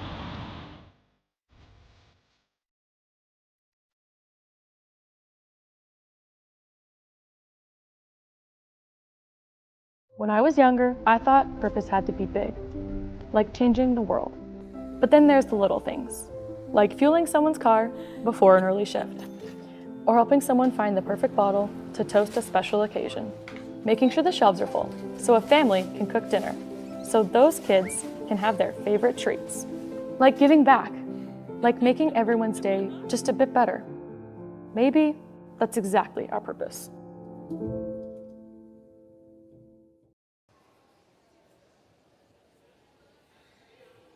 Welcome back to the BC Men's and Ladies Provincial Curling Championships. We are covering the ladies' round robin game between Kayla MacMillan from Victoria Curling Club versus Corryn Brown from Kamloops Curling Club. The score right now is tied. That was a score of 2 in the 5th end. There was a biter on the side. We couldn't tell whether it was in or not. So it's a tie game. 3-3 playing the 6th end. 5 ends to go. Sorry about that. The overhead view does give you a bit of a distorted angle. It looked like there was a white line out there. They removed it pretty quickly, but I happened to notice it was Brittany Tran that kicked it off, and that usually means she's conceded it was a second point. So even though we could see the white, that was in far enough. She didn't even feel like there was any point calling for a measure. So that was actually, Corryn had a shot for 3 in that end. Yeah. 1 up. Yeah, and she's had a few rollouts already, and they're going to start to haunt her pretty soon. So, Sean, we were talking earlier off air about rocks and how these teams look at the rocks and test the rocks. And if you have, I know when I was doing the senior curling championships, there was one rock on the sheet we were doing. We were always on the same sheet. there was one shot that was what they called a cutter. Yeah. And there was only, I think, 2 skips in the whole championship that actually chose that rock to be one of their rocks Well, as an advantage. yeah. Well, we didn't used to do that. Again, where you and I are from a past generation. You had one rock that didn't match. You gave it to the lead. These teams don't do that anymore. And again, when we're talking about differences between the two of them, I mean, you might have a rock that a cutter, for instance, on ice that only curls 2 or 3 feet, you might only notice an inch or 2 difference. But when the ice curls as much as this does, and there's as much finish, and they can do as much with the brushes, like you can use that rock as a weapon. And the better teams now, that's become a very important skill to identify. If you got one rock that curls a little bit more, and then you have to decide when you're going to throw it. They won't usually change the player, but you see it, you hear it all the time at the Briar, the Scotties, the top Bonspiels, where the skip will call down, which stone have you got? And that's because they have 2 stones that aren't doing the same thing, and they will use, whether it be the cutter or the straight one, they'll use it in certain situations, and it's an important skill. Now, we were talking about it, wondering if that might be the issue with Corryn Brown, and I don't think it is in this case, because she has had, she's had a couple of them over curl. She also had one under curl. So I think it's just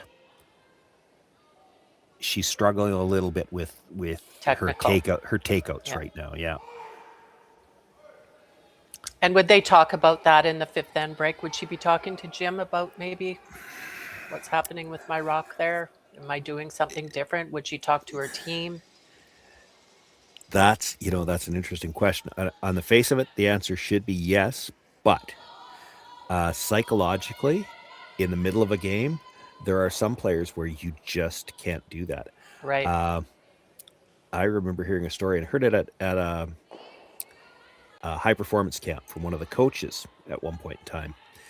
And I like telling this story here because it was Bert Gretzinger that they were talking about. Oh. And Dave Meloff, who was originally from Saskatchewan, used to play with Mark Dacey, was playing with Bert at the time, and they had a sub playing. And so it comes down to one of those things that you just don't tell a player.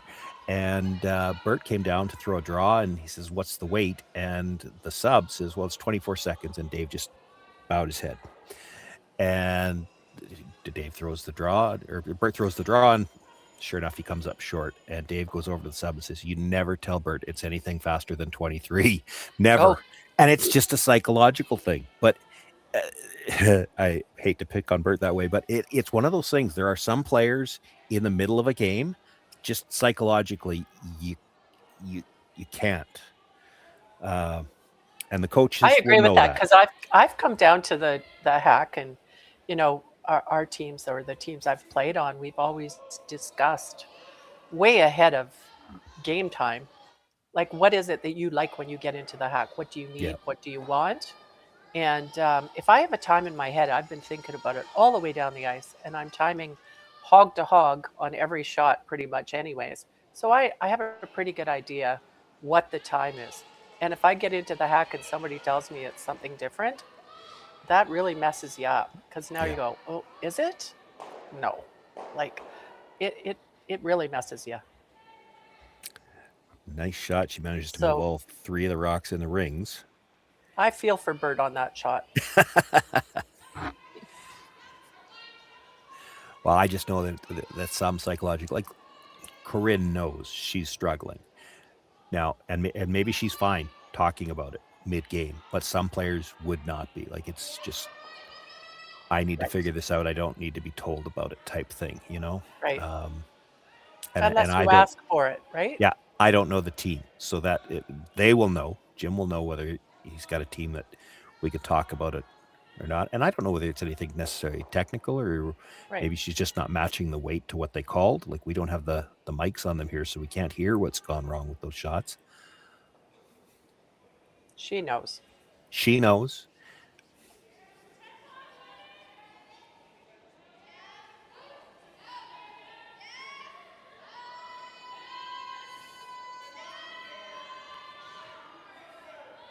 Okay, Corryn's set up pretty nice this end. She's got one on the top 4. I call that a power rock. Yep. Well, and the fact that there's 2 in there, it's still, the force is always alive. Now, Brittany's going to try to move all three of them here. See if she can get herself on the replay run again.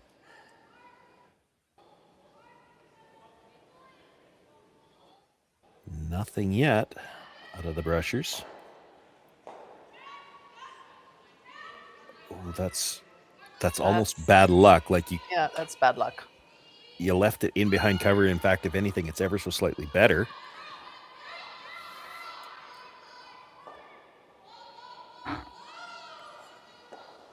Just want to give a shout out again to our presenting sponsors here. Best Western, Bel Air Direct, Driftwood Brewery, Digital Direct, which is local based, and AMJ Moving. Can't have these events without our sponsors. So thank you to our sponsors.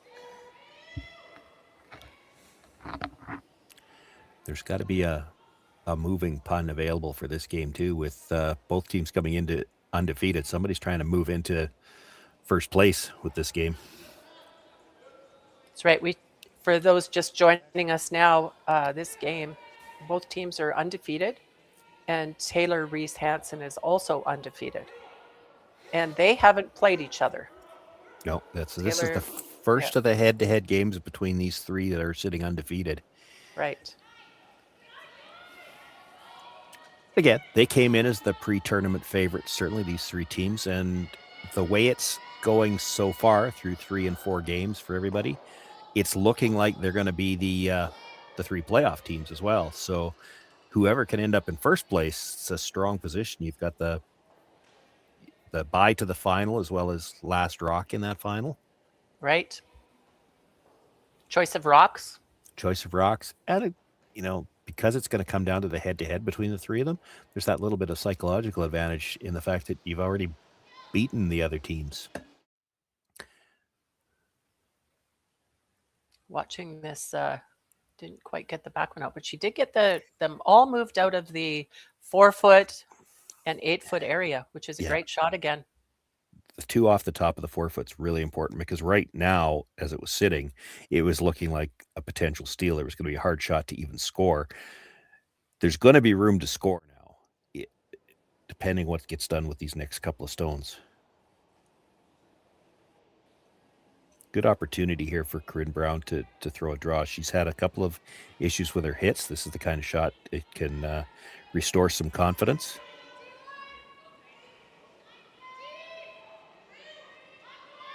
Looks like it's a long ways out there, but we know these finish hard. There it goes.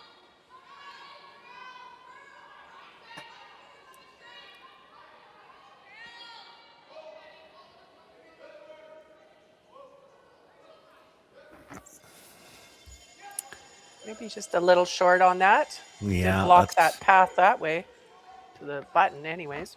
Yeah. But like you mentioned earlier, you can still come around that rock as well. You can. It again probably looks more natural to come around this side just because you don't have to get by as tight of a guard, but now she's got to go look where the broom is. She's out into that wide stuff where the speed could be different. It's on the wall side, as you mentioned earlier too, which we have seen both teams, whether it's deliberate or it's just the way the ends have evolved, they haven't played this side of the sheet as much. Okay, so after the 5th end, the ice maker does come out there and do a light mop on the ice. Mm-hmm. And sometimes that increases the speed down the ice for some unknown reason. I don't think it'll happen here. And then that could be why Corryn was just a little bit late on that last shot. Thinking that. Overthinking, yeah. It happens all the time.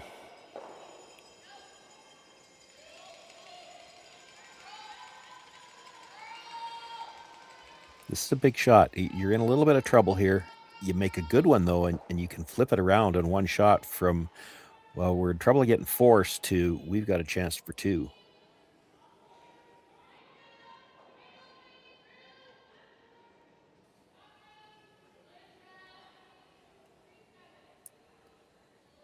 It's going to be deep. Yeah, it's tracking a little bit. It is shot rock, and it did get that little spin at the end, so it's over buried. She can't really chase it to push it out, but she could get there with a freeze. Right. That's not the ideal spot that she wanted that rock for sure. She wanted it in front. No, that actually came down quite a bit. If you're going to be deep on that, there's an argument to be made. Take that right to the back of the 8-foot. That's right. If you make a good freeze here, I think you'll have to try to draw to the side of the button on the other side to score.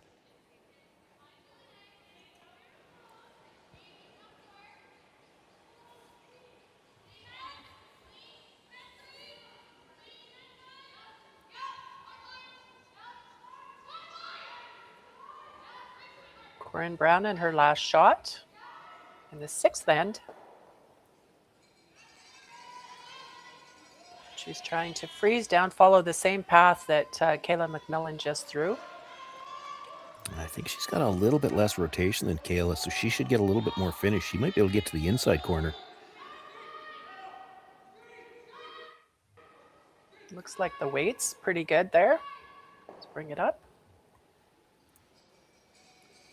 Is it far enough? We need the overhead. It doesn't give her a choice. She's going to have to play the wide draw on the other side, but it might be for 2.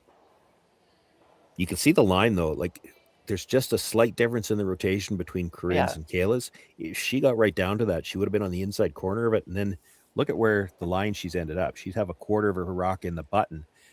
Kayla can't even see the button from where she's throwing. Like, it would have been very tough to catch enough of the rings to even score here. She had outstanding line, just needed a couple of feet more weight.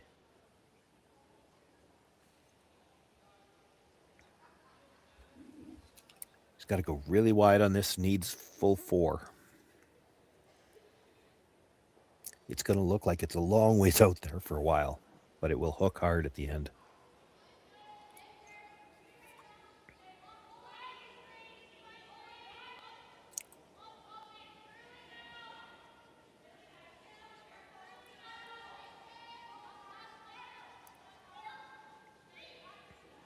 Last shot in the 6th end for Kayla MacMillan. Brushers look like they're just waiting for a line call. 2 or for 1.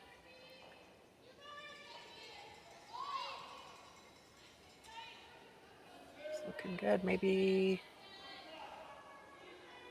for 2 if she gets there. 2. Oh, it's close. It looks like blue, maybe. That's my guess. Yeah, I don't think she got there. So it might be just 1 red. They're going to measure? They're going to measure it.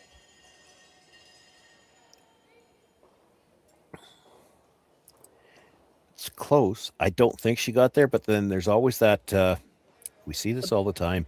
When you've got a red rock on a red ring and a blue rock on a red ring, you get a bit of an optical illusion.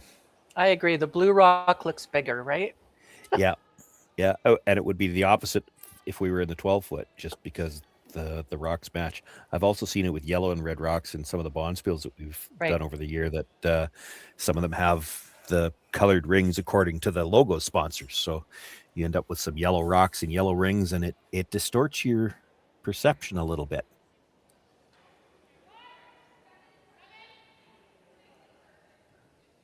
So they'll measure this for the 2nd point. Kayla's already got 1.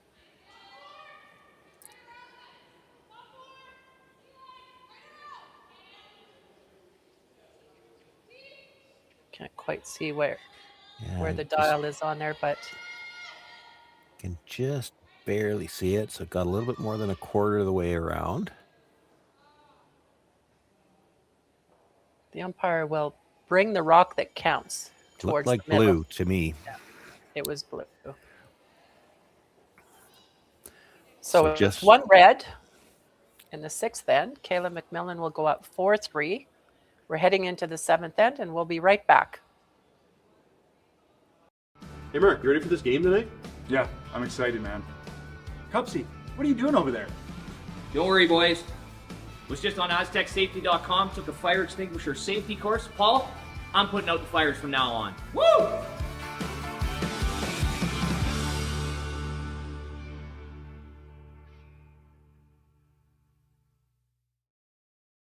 Driftwood Brewery, Esquimalt, crafting world-class beer since 2008. This is where beer is made, with care, intention, and respect for the process. Every batch reflects the place we're from and the standards we hold ourselves to. And this is where it's enjoyed. Our tasting room, offering a rotating lineup of West Coast favorites and seasonal releases, right here in Esquimalt. Paired with Thai-inspired food from Dumpling Drop, we're open 7 days a week. Driftwood Brewery, great beer, confidently made. Cheers.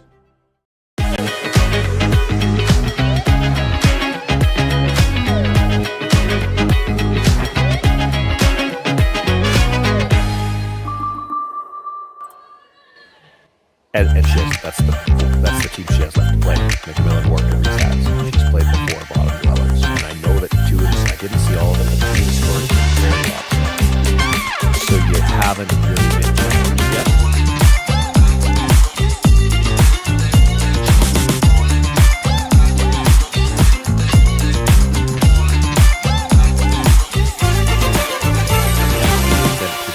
We have that kind of working against us here in Saskatchewan right now.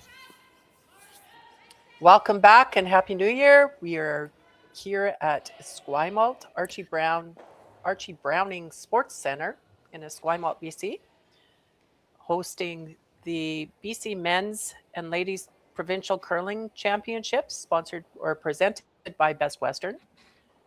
Our game we are featuring is Kayla MacMillan from the Victoria Curling Club playing Corryn Brown from the Kamloops Curling Club. I'm Penny Shantz, and I'm joined by Sean Joyce from Saskatoon. And I just want to assure everybody, it is 4-3 for MacMillan after the sixth end. There we go. It was never 1-0 after the third, so I'm not sure where that scoreboard was coming from, but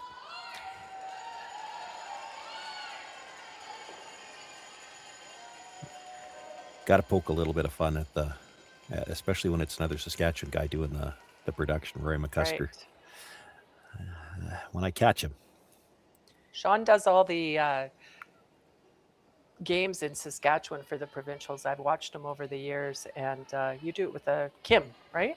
A lot? Kim Hudson, and then for the last couple of years, we've had Darren Dupont has been working the play-by-play for us. He's not available this year. So Nolan, I apologize, Nolan, I've forgotten your last name. He's going to be joining us, and Susan Lang is part of the broadcast as well. Susan Lang. I know Susan quite well, too. I guess you're not talking about Nolan Thiessen. No, it's a radio broadcaster. We actually started bringing in a professional guy to do the play-by-play a couple of years ago. It was getting to the point where if we wanted to get more professional, we needed that. I've done plenty of play-by-play, but I'm certainly not as polished as the guys who do it for a living.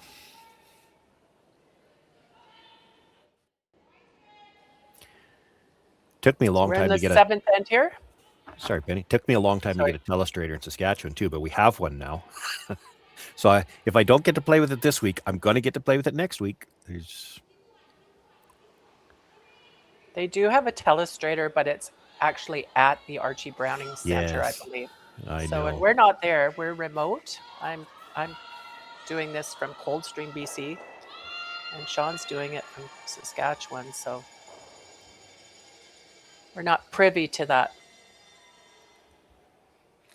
They assure me they're working on it, although I'm not entirely sure they're not just poking fun at me in the background. It's one of those things. A telestrator would be nice to have to show all the angles, and then they were talking about it coming in. And the first game that I did this week, the very first end, there had to be 10 rocks in play, and there were angles all over the place. It would have been the absolutely perfect time to pull it out because they were talking about multiple shot options, and no such luck. But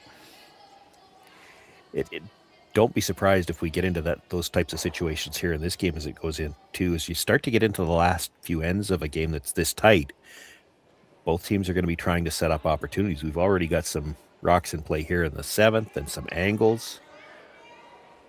We certainly are.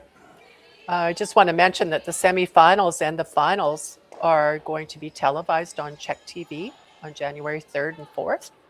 There's the men's and women's here, but there's also the U20. The U20 is being played in the curling club next door for the BC Provincial Championship. You can catch all the scores online as well at curlbc.ca. They're on Curling Zone as well, which is the host site for Curling Stadium. There are a lot of resources if you want to keep tabs on your favorite teams these days that, weren't there 30 years ago.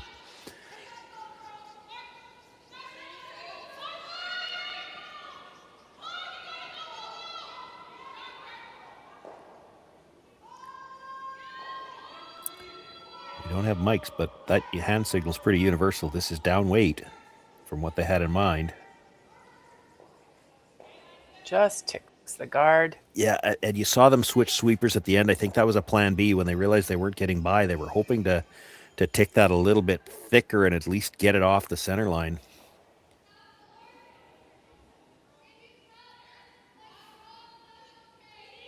Kayla does not have the hammer here. Yeah. So she would be trying to force Corryn into taking one, I would think. Yeah, ideally, in the seventh end, you don't really want to see a blank here. You'd love to get the force and then get the hammer back in the even end. She's not really thinking steal yet, but I mean, she's had 3 opportunities earlier in the game where she wasn't thinking steal, and it just kind of presented itself late. She got one of them, got a force out of another.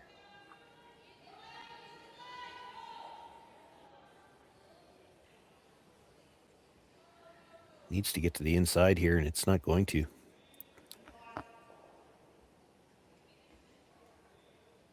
Maybe just a titch too much weight than what she really wanted. Yeah, well, I mean, they were playing to tap it. I don't think they needed to. I think it was more important to get the right line. I agree. Actually fortunate that it bounced off like that, because what does Corryn do now? Like, you make a play on the stone she just threw. There's a chance you're putting it onto the blue, yeah. They need to create a way to get that middle red out. So she's trying to hit the outside of this red one, catch the second red one, to move the third one. And that's, you can't get that second one out now, but you need to create a way to get it out later. So she'll try and open it up a little bit. Yeah, where does everything else end up off this? Loses her own, loses 2 reds. And her shooter. Mm-hmm.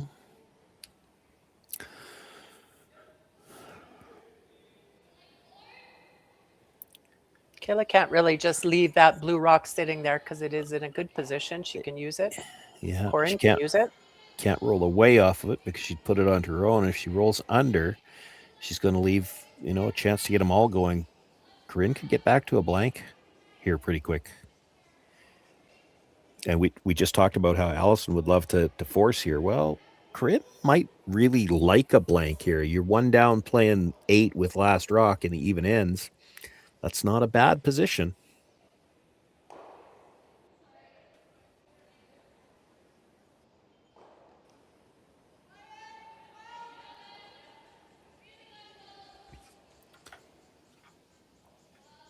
This is not a gimme either, and it's tight to the guard already. Yeah, they're playing it. Plan B to run it back now. Oh, that really went. Oh, that worked out for them. Maybe. Better than what they anticipated, I think. Yeah, I have to think that's less weight than they were trying to throw. Like, I would imagine they wanted to kill the blue stone. Well, she didn't have enough weight for that.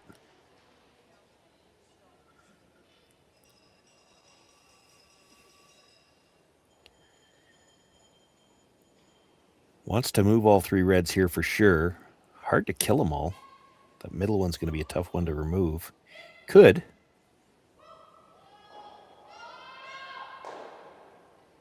Oh, just missed it.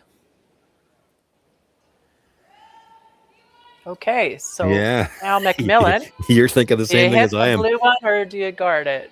Yeah. I think you have to guard yet. So we're on, this must be Third's last shot. Yeah. You guard here, they're going to try the run again. But it's MacMillan's rock going down into it now. Yeah, so. yeah.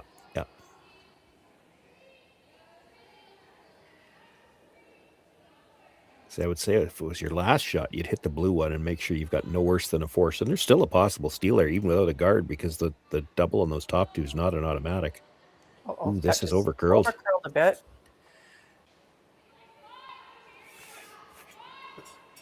There's so much finish right at the end on these rocks. Yeah.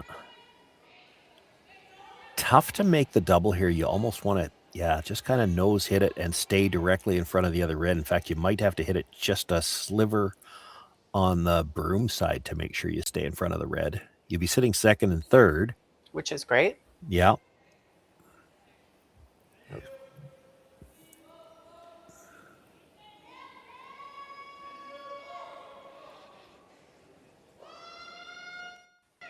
they're really sweeping this. Yeah, I'm not sure she's getting by. Seems around the center, it's just moving a little bit more than what both teams are anticipating. Okay, she has an opportunity to guard that again. Yeah. Kayla's got a little bit more rotation here, so her finish is right at the end. Thinking she's got a little more ice too, I think. Yeah. They will take that little spin at the end. We've seen it a number of times in this game, but hers will hold out there longer, and then they'll use that little spin at the end to get it into place.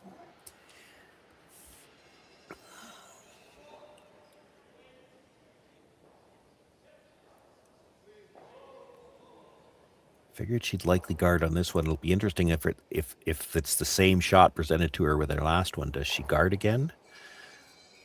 Or do you hit that back one? Because you've already got the force in place. It's not easy to guard an existing rock with as much curl as we have here. And there, yeah, she's sweeping it to hold it out there. Yeah, it looks like lots of line, but you know this is going to spin at the end. Needs to stop. Whoa. Okay.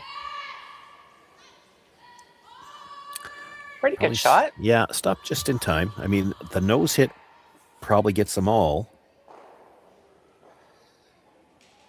But that's never as easy as it sounds either. Like you're just a sliver off the nose. One way you jam it, the other way you don't make contact at all. Corryn's got a big shot here. If you had your telestrator, you could show exactly how that rock was going to come and hit those other two, and right? You're on Team Tease Sean. I see it.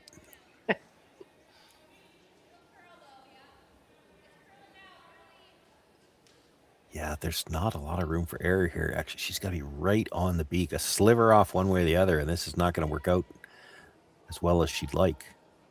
Okay, they held it good there. Looks real close. Yeah, oh, it did.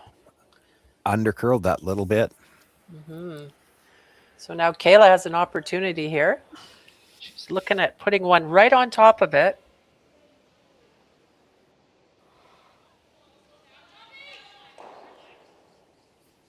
And really put some pressure on Corryn Brown to score one. Yeah, Corryn's probably going to play the hit and roll. Well, do you think she plays the in-turn draw? It's tough. She can't. I mean, it's there. I'd be tempted. If you're not going to tap that rock, I'd be tempted to just be full 12 foot between the two of them so she can't play the hit and roll.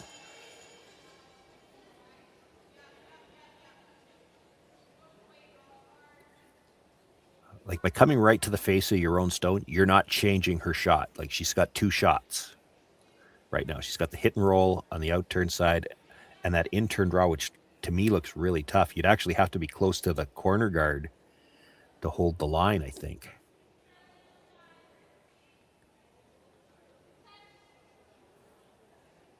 I like, if you're coming to the middle, I like tapping this up a couple of inches. Take away a little bit more button. last shot, the 7th end for Kayla MacMillan. Looking to lie, I think 4. Yeah. And 3 really of them in the put 4 foot. Pressure on Corryn, yeah. Line's looking nice. This will hook at the end.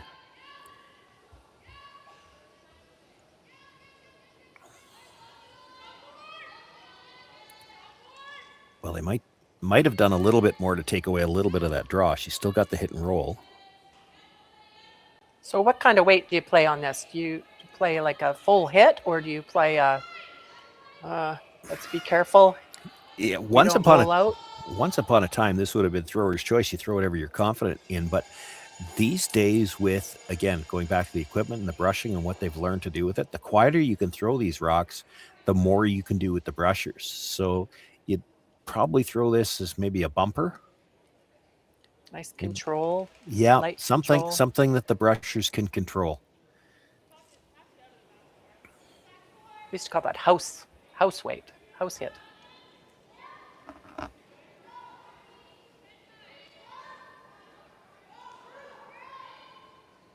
I'm just keeping it now. That must be pretty close. Corryn makes a great shot. 4-1. And we have a tie game after 7 ends. 4-4. Kayla MacMillan will have the hammer going into the 8th end.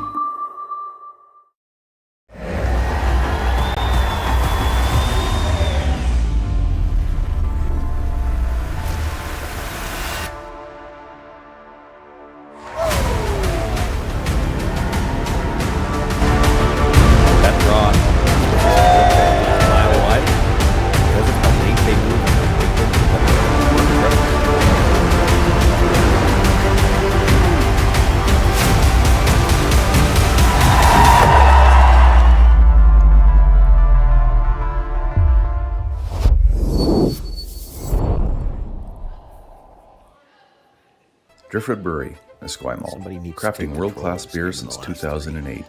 Yeah, there's been a This is couple where of- beer is made with care, intention, not and respect sharp. for the process. Yeah, well, I Every batch haven't seen reflects the one place where I we're say from this is the and the team that's standards going we to hold win. ourselves Two to. of the undefeated. This is and where if it's you look at the enjoyed. scoreboard, Our recent tasting has room, trouble offering a with Phil's rotating bell. lineup of West Like, Coast they're tied, favorites and and she's seasonal got the releases, hammer, but- right here in Esquimalt.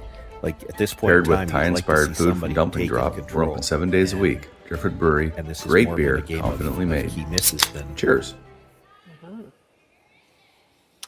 Welcome back to the BC Men's and Ladies Provincial Curling Championships, presented by Best Western.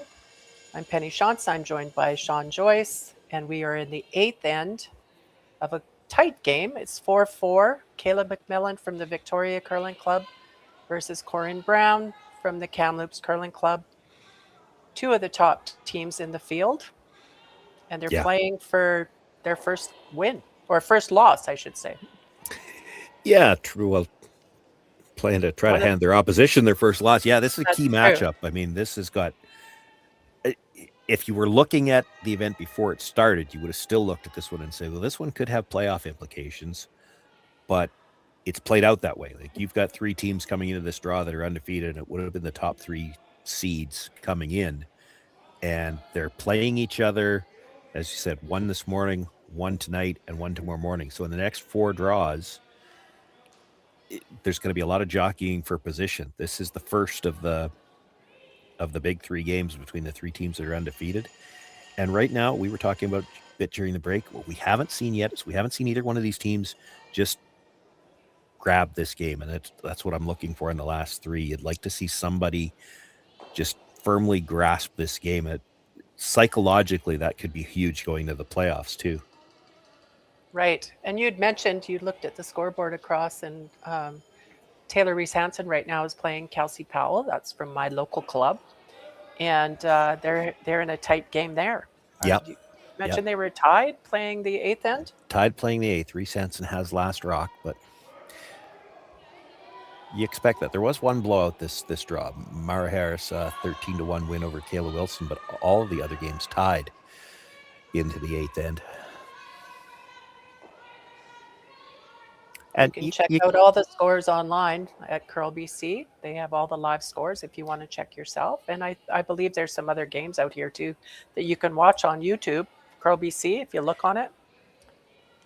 You expect these games to get tight as you get farther on in the competition, because these are all good teams. And so you just expect the play to get tighter as you go along, and all the teams know the ice. They've got a good read on it now. That one blowout score, it was just a case of a big end early, and then, as the opposition, I give them credit. You're playing with rocks in play, trying to get back in the game, and sometimes it doesn't work. That's right. Yeah, sometimes the scoreboard isn't indicative of really what was going on out there, right? It was just one bad end. That one bad end, and then you got to ignore a lot of rocks and try to get back into the game. And like I said, I give credit because I've seen the other side of that, where you give up that big end and then, let's just try to stay close. Well, losing a close game still counts the same as losing a lopsided game. Like, try to get yourself back in it. Right. Sean, do you have an update on the score between on the A qualifier on the men's side? De Jong and Montgomery? At the break, it was Montgomery up 4-3. De Jong had last rock. He managed to get his deuce in 6, and they blanked 7. So De Jong with a 5-4 lead. Montgomery with last rock in the 8th there. So that's a close game too.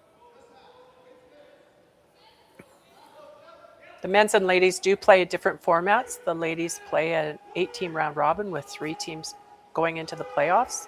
The men play a triple knockout with 4 qualifiers, 1 out of A, 1 out of B, and 2 out of C. And 4 of them play off for the finals. The finals are on Czech TV, January 3rd and 4th.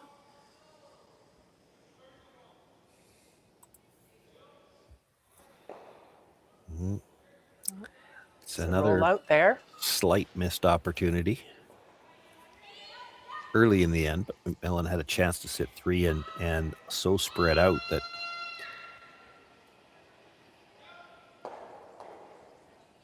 would have been a problem for Brown to try to get back to a force situation. She's hitting this rock in the back of the 8. I'm not sure I'm in favor of this either. I guess her thought process is probably she doesn't have the hammer here. Yeah, but she's talking about hitting and rolling behind the guard. Well, if you make that, they're going to freeze to it because it's so far back. See, that's almost better, because if she hits that, then you have a chance to get the double. And then you can And she's grouping the rocks together. Yeah, that's what I mean. She's grouped the rocks by rolling that way. I like that call too. It's an interesting situation. Corryn Brown, this has been my view on it in a lot of these situations. You're playing the 8th end here in a tie game. Corryn Brown actually might like a blank here. She's the team without last rock, but if you blank here and force in 9, you've got last rock coming home. Or if you steal in 9, you've got momentum coming home. What you don't want to do is give up 2 here, because you don't have a lot of time to get that back now. I like the double here. Well, she's in a pretty good position right now with the double. Yep. Sit there. Now you've got to get the other team to cooperate, because here's the thing. After this shot is made, even if she makes the double, so we're down to thirds last stone, 3 rocks, 2 with a center guard. Traditionally, if you're going to play around a center guard with last rock, that's when you want to do it. So if Kayla MacMillan wants to try to score her 2, she could come around right now.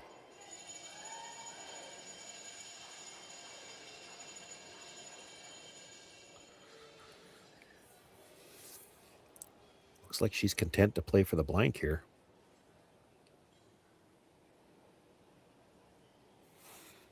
If she's forced to one, do you like that? She takes one. She's, as long as she doesn't give up a steal. She does not want Corryn Brown to steal. Tough to get forced here unless you roll out. Well, and there it is. I didn't like that hit. I would have come around.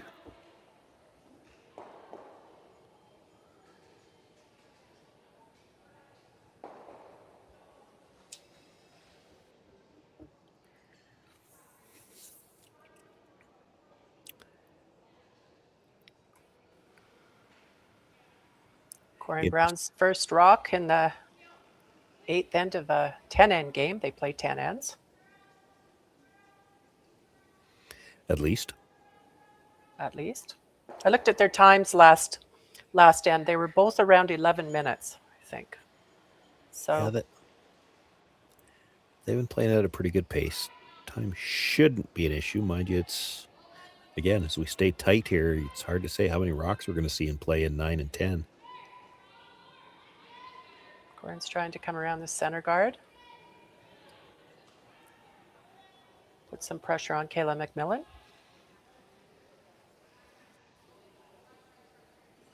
Looks like it might be a little deep. Yeah, they were caught there. Do you sweep for curl or do you try to let it stop in front of the tee line? It's just a little too deep.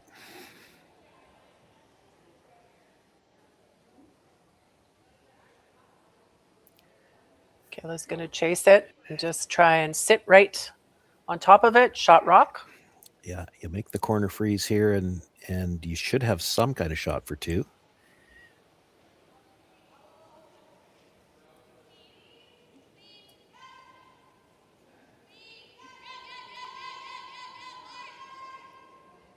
But you're not playing with a lot of real estate here. You can't be short. You won't be shot rock. And you can't bounce off.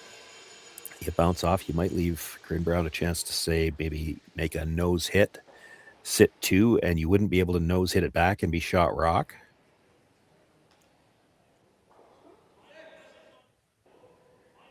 Let's not talk about that.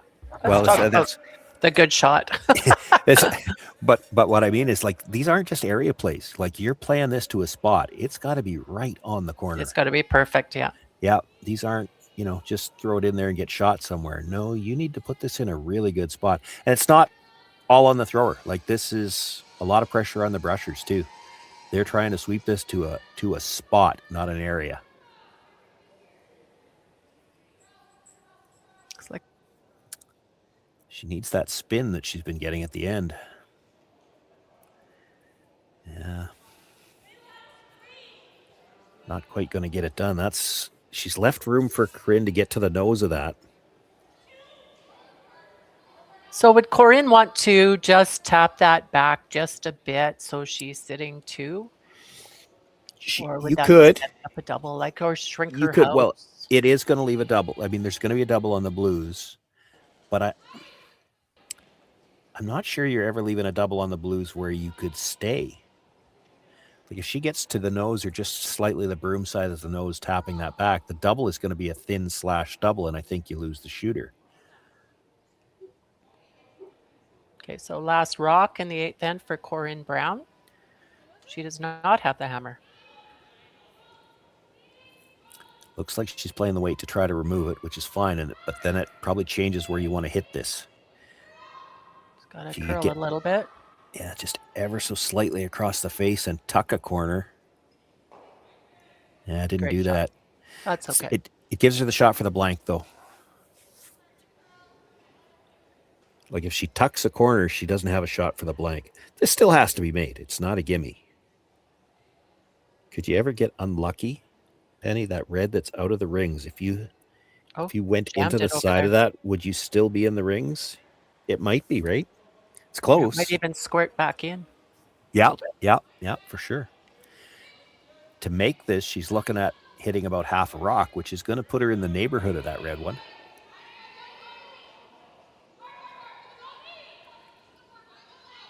She can't score without hitting the second rock, so she's got to play the double. Nose hit, she wouldn't be far enough into the 4 foot to score, so she has to play the double.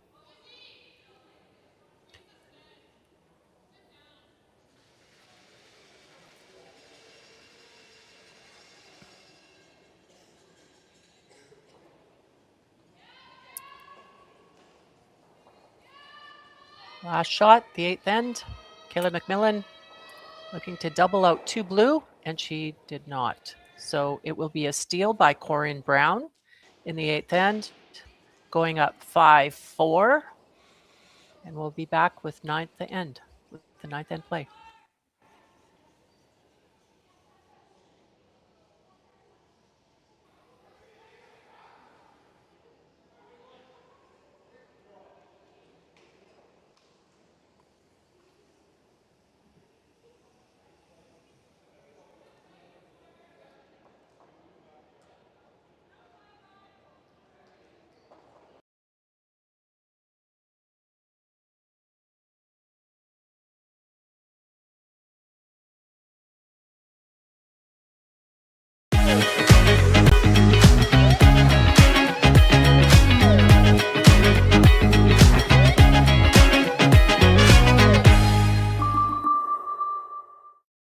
When I was younger, I thought purpose had to be big, like changing the world.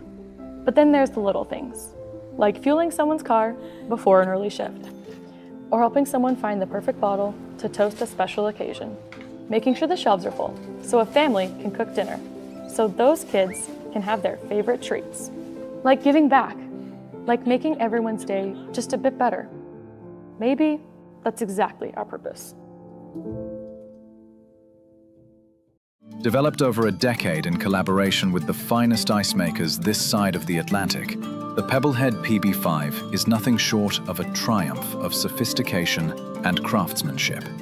Weighing less than half its lumbering copper predecessors, yet boasting tenfold their durability, the PB5 delivers perfect, consistent ice, time after time. The PB5 by pebbleheads.com, the apex of ice-making ingenuity for the roaring game of curling. Welcome back to the BC Men's and Women's Provincial Curling Championships presented by Best Western. We have a great game going here on New Year's Day, I guess it is. Team MacMillan from the Victoria Curling Club is playing Team Brown from the Kamloops Curling Club, 2 of the top teams in Canada. And it's 5-4 for Brown, stealing the last end. So how are they going to play this strategy now? There's always this strategy call. I'm one up without, I'm one up with. Yeah, and of course they talk about that going into the 10th, but it's just as interesting, I find, going into the 9th, because you got a situation here where if you're Brown, you've got a 1-point lead here. You would like to see a single point go on the board this end either way. You don't care. If you steal one, you're up 2. If you force one, you're tied up with coming home. That's a great position to be in either way. For MacMillan, the last thing you want is a single point. You either have to get 2 here or you need the blank. The blank's not a bad situation. As much as the stats still say you're better off to be 1 up coming home. With ice like what we've got here, and I think the ice matters, and it doesn't get factored into those stats enough. This is ice where you can generate 2. As much as we've only got 2 deuces on the board, there have been plenty of opportunities to generate deuces. The issue has been more to do with critically timed missed shots. Even last end, she had the deuce set up early and a rollout, 2 rollouts, and then now it's back to a force. You don't mind going... I don't think you don't mind going 1 down with coming home, but she can't see a single point, and you have to make a decision. Are we playing for 2 here, or are we playing for the blank? Because if you don't make a firm decision, that's usually when you get caught in the middle and somebody scores 1, and that's advantage Brown. It's a drastically different end playing for 2 versus playing for the blank. She can't really make a decision until after this stone. You got to see where the angles are after the 5th stone.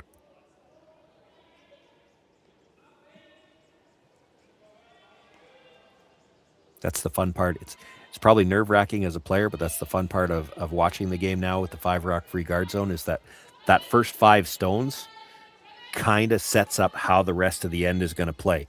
And you can see her already thinking the wheels are turning. Okay, how are we going to play this now? And she's trying to move things around and leave her red stone at the back. So she's thinking of trying to set up a way to score 2. with the angles the way they are. Sean, I've been asked how many timeouts these teams are allowed. They are allowed 1 timeout each. That's right. Yeah. And but they also are able to talk to their coaches behind the scenes, and you'll see that quite a bit out there if you look closely. Between shots, you'll see the skip back there talking to the coach.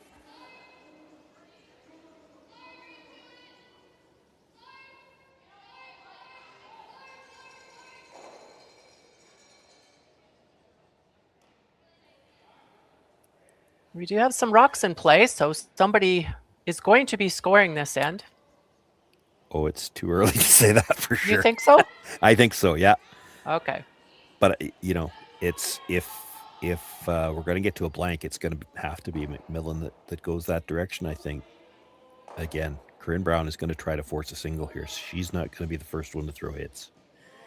You got to be careful with this one. She's trying to come to the pocket. The angle at the front's not bad for her right now because when they played the tap, the blue spills in such a way that you can't kill both of them right now. You don't want to get to the inside of that red and change that angle.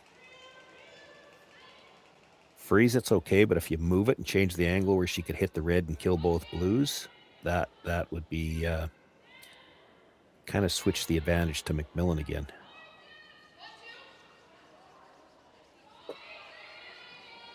Got to get to the inside. That's pretty good. Pretty good shot. But here's where the hits start. Can you get you can get to the nose of that. The 2 blues will go. And probably 4 reds sticking around in the rings. You'd like to roll a little bit. You don't want to leave the reds overlapped.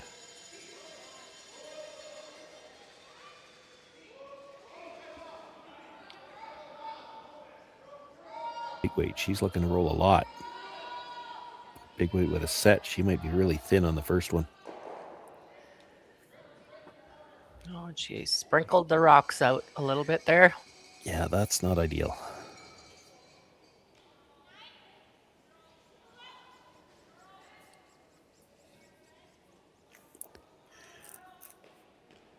Okay, Corryn's going to take advantage of that. Missed opportunity there.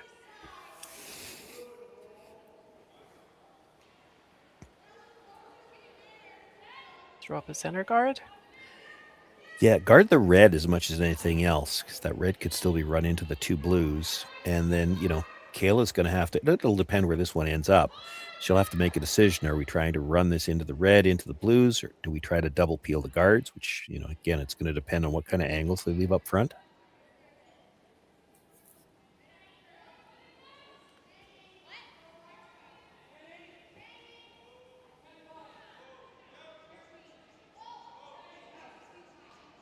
See, they kind of want to sweep for curl, but this is getting tight to the rings.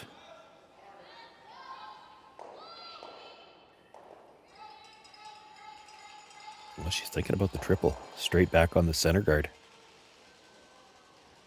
Kayla at this point is trying to clear it up so she'll have a shot to the 4-foot with her last one. Well, you make this triple, you're sitting 2. Yeah. But, you're going to leave the center guard up. And if you hit this just slightly off, this is kind of an all or nothing shot. And they're on it early. Trying to hold it. She might have been just a bit tight there.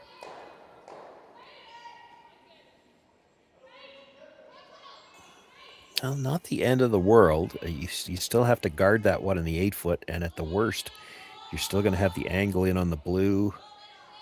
There should be some double peels available, but we are getting late in the end.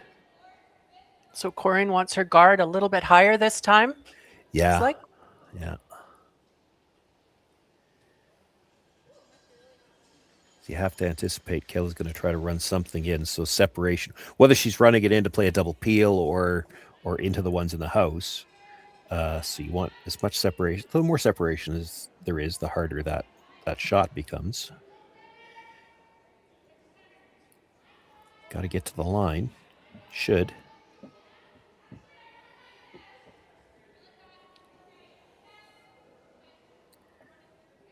It's borderline did it over curl enough you could play the port?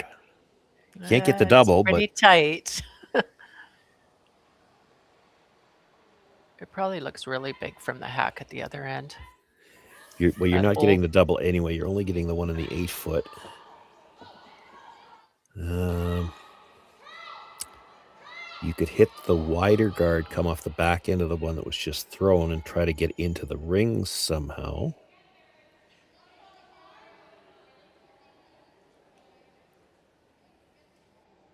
Can she see enough of the blue in the 12 foot to make the triple? It's close. Yeah. And if you don't, you're going to hit that other blue one off.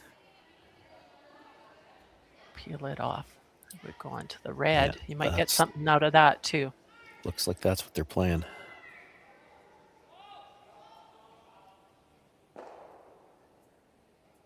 Not sure what she's eyeing up now. Well, I thought they were playing the blue in. Are they playing the double peel over the top, maybe? I think they're playing one that that front was, one, it looks like. yeah, over the top of the one in the 12 foot and then try to slash it back. So now your shooter could come across and kill the other blue guard, but you're probably staying there, I would think. I don't think she's trying to run this through the port this time. Well, if anybody can make that, Brittany could. Well, she's trying to run it through the port now. Oh. Yeah. That's not a bad shot. She Yeah. cleared it up. She's Got got rid shot of at two. shot at the back 8 foot now, and it's covered. Right. Can we see the replay on that one? There we go. Doesn't hurt me to not have a telestrator on this one because I could never have drawn all these. Yeah.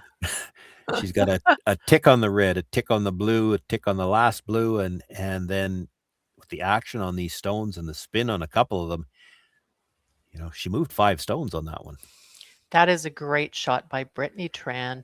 Yeah, got rid of all the overlaps. They're not entirely out of trouble. Corryn has an opportunity here to come around and put one behind that guard.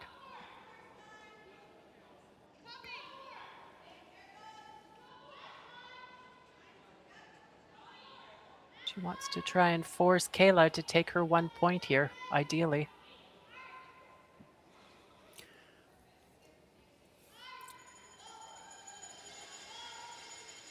She a little light there? Yeah, or a lot.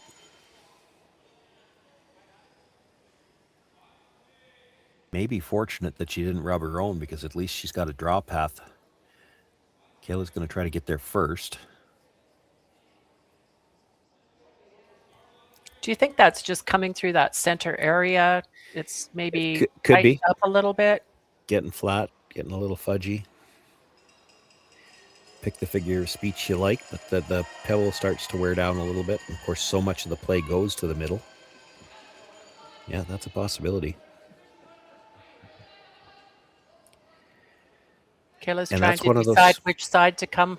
She's going to have fresh ice if she comes out with the out turn or comes in with the out turn. Sorry, Penny, I was just carrying on that thought. That was one of those things. We talked about it a bit off the air.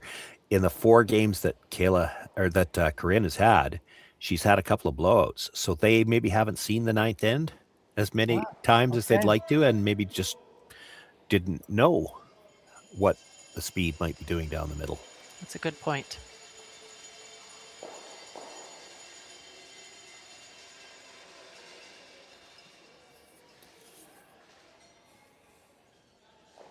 Kayla's taking the opportunity to go out into the fresh ice where she doesn't have to go down that center. Should be pretty nice out here. Well, she'll hope so. This is out onto that wide side on the board side, and we've seen it be rocks stay heavy. straight. Yeah, and they can run quite heavy out here too. And she's out probably wider than anything we've seen yet. She has to be. I mean, that's the only way she's getting by. But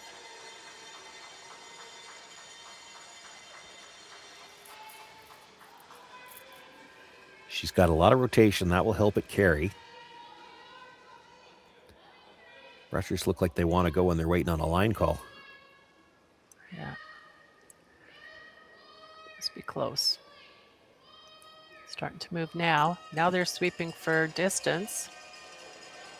Kayla's got a great shot in there. Yeah, that's really good. And a path where she was largely guessing.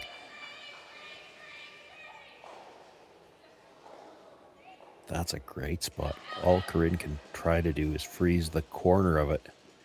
She won't Try be and shot shrink rock. her house a little bit. Yeah, exactly. Okay, well, she just threw it down this spot, so she should have a good grasp on the weight now.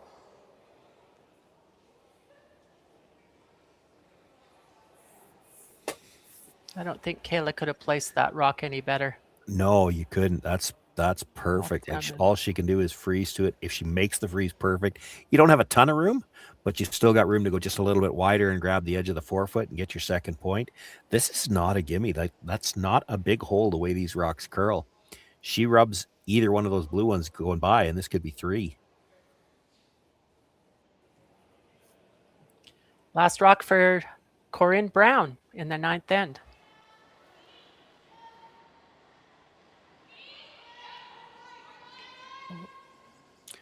They were just cleaning early, still.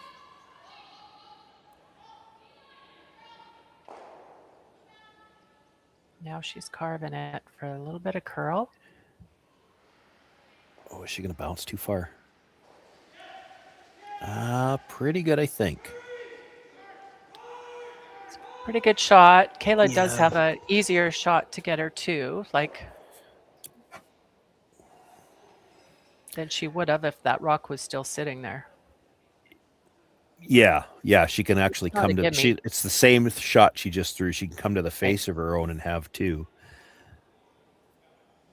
Whereas, if she doesn't move it, she has to actually come by her own stone, which would have meant she'd had to go a little bit wider. It's the exact same shot, basically.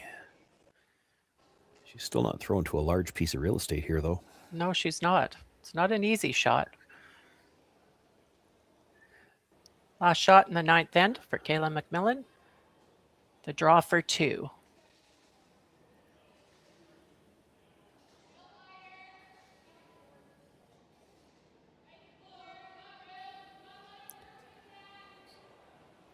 Sweepers are keeping it clean.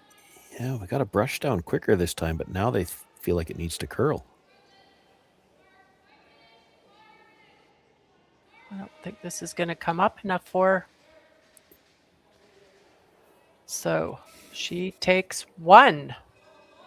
So we have a tie game going into the 10th end of our game. We'll see you in a minute.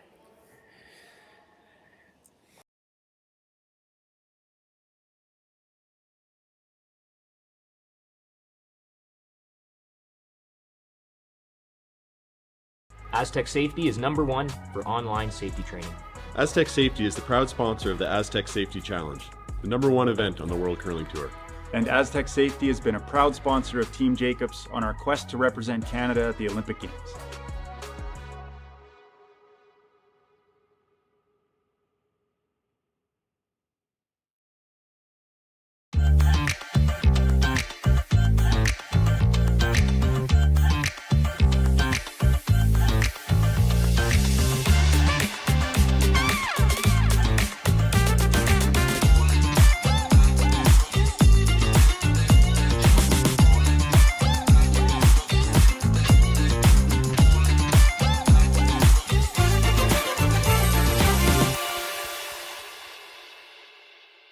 Can't rub the guard. Two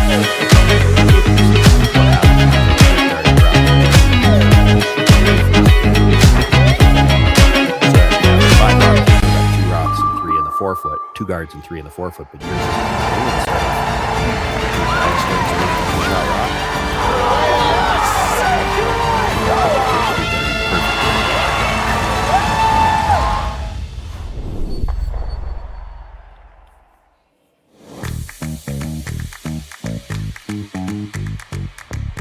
Got 1 guard.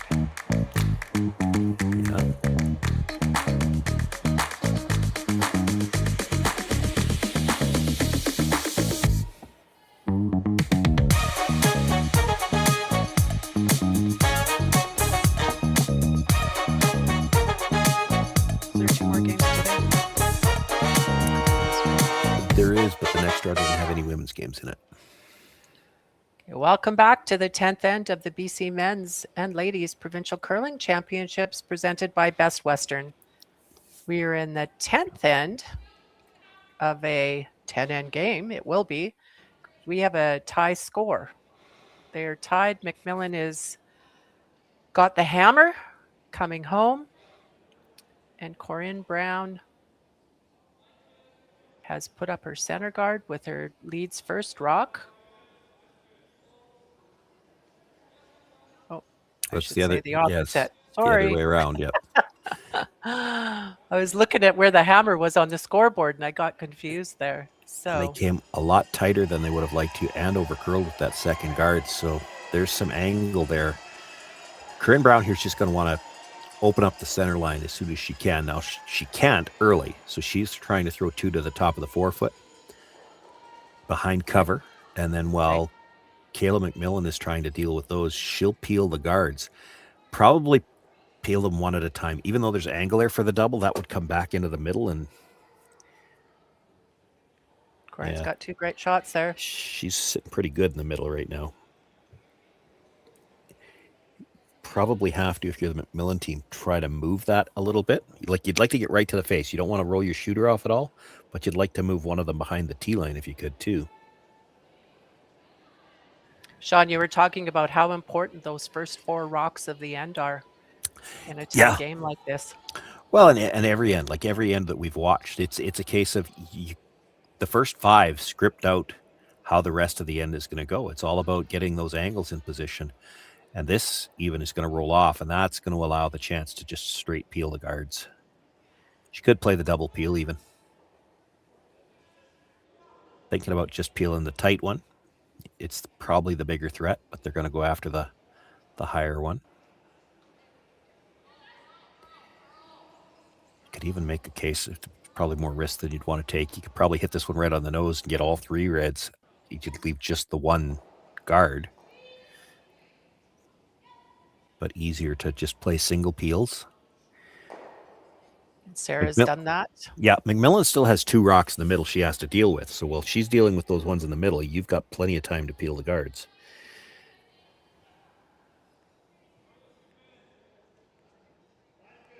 This to me looks like she's making a play into the house here. I'd be throwing another guard. Yeah, she doesn't have the ice for a guard. Got a little more weight. Is she playing the top back maybe?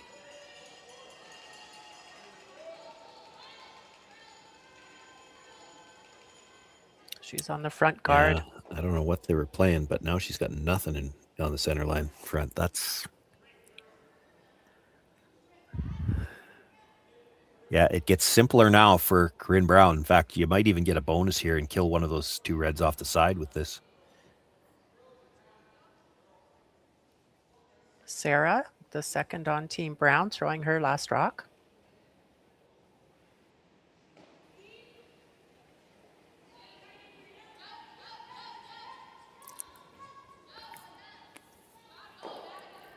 And she gets the 1. So now Kayla is forced to put up a guard, which we kind of thought maybe she should have done. I thought she should have done it last time. You know that Brown's going to peel it, but you keep her busy peeling guards for a little bit before you try to make the play in the house. And now you maybe want to think about where you're playing this guard. Now, she's just playing it out of habit on the center line, but that makes the peel pretty easy. You might want to think about throwing the guard a rock's width at least off the center line on this side, so about lined for about right there and tight to the rings, because then there's all kinds of shrapnel behind it that you could jam it into when you try to play the peel. Right now, there's nothing on, as we look at Corryn, there's nothing on the right-hand side of the sheet, so if you hit it anywhere on the broom side, there's no jam possible.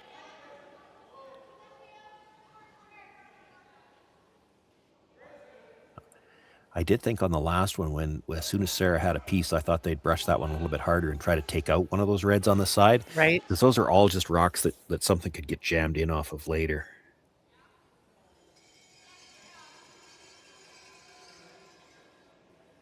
So they're going to try to peel it that way and take one of those reds this time.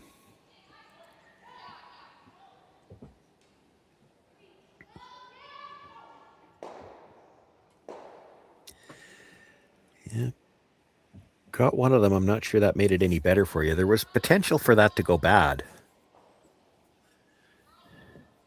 It was trying to go bad. Yeah, It was they, coming back in. they did nudge that one ever so slightly more into the forefoot, but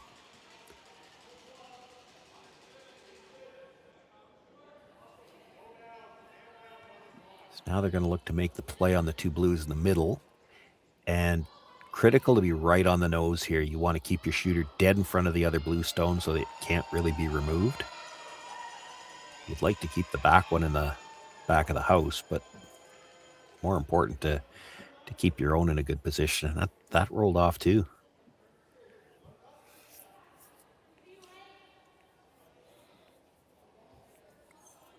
Both teams haven't used their timeouts yet. Corryn's got lots of time. Oh, Yeah. there we go. There's a timeout. Let's talk about it. I think you're just hitting that one on the center line side. Try to move all three reds. Yes, it might jam on something at the back, or your shooter might take out your own at the top of the forefoot. But if everything ends up behind the tee line, you know you've got an open shot for your last one. That's right. She's worried about one red coming off onto that blue at the back 12. I don't think you can really worry about that. No, because it will be, like you said, behind the tee line. Yeah. So there's no guards left. If you get rid of everything in front of the tee line, you're going to have a relatively open shot for your last one. So their coach is Jim Cotter from the Vernon Curling Club. Jim's well known to BC and across Canada as being one of the best curlers. He's almost pulling triple duty here. I know he's curling in this as well. And his daughter's playing. And his daughter's playing. That's right. So he's player, he's coach, and he's dad, all at the same time, and none of them on the same sheet. So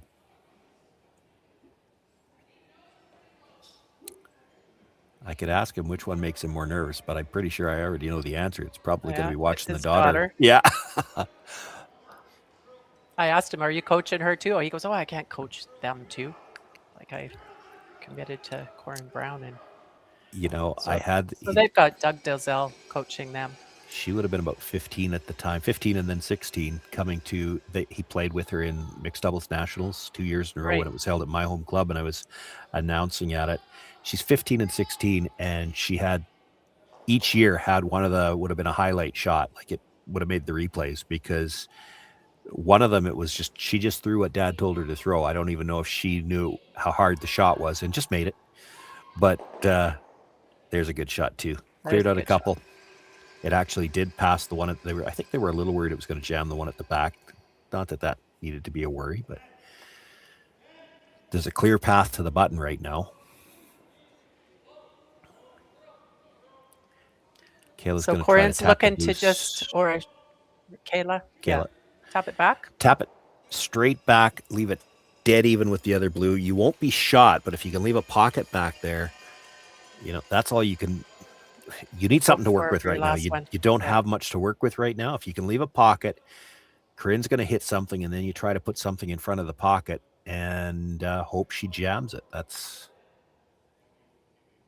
You haven't had any guards for a while, so that's all you can work with is to try to have some kind of pocket back there and hope for a jam.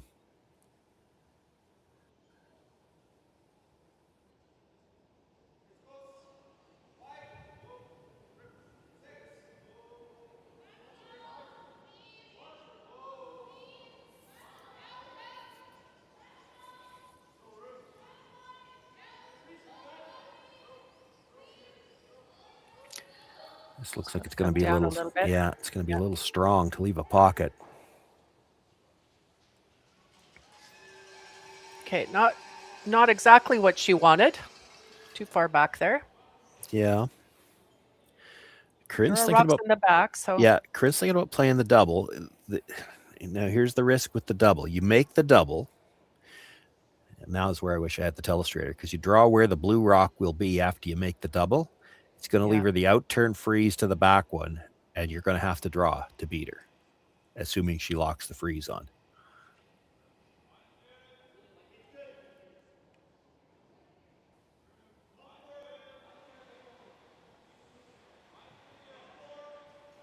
Corryn does have last rock here.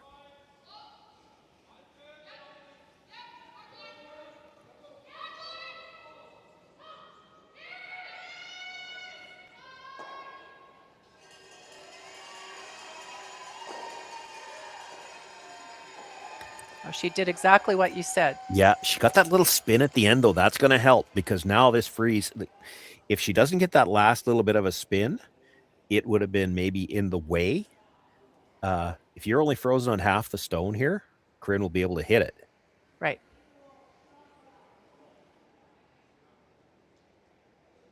The only thing I can see that they might be talking about. So basically, there's two ways to steal one.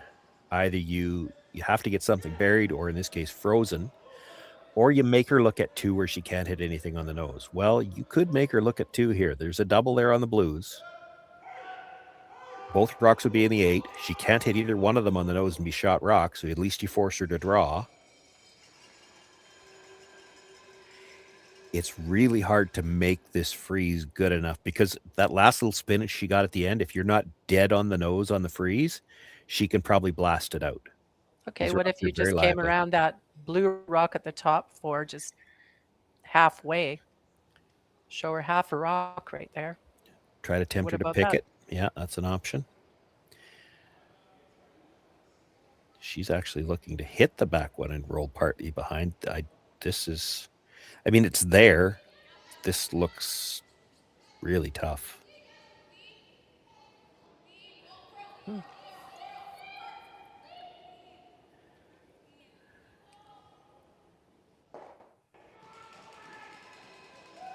So she did use her timeout. Yeah. Discussion with her coach. And I think she's doesn't have a whole lot of time here, but she's probably okay.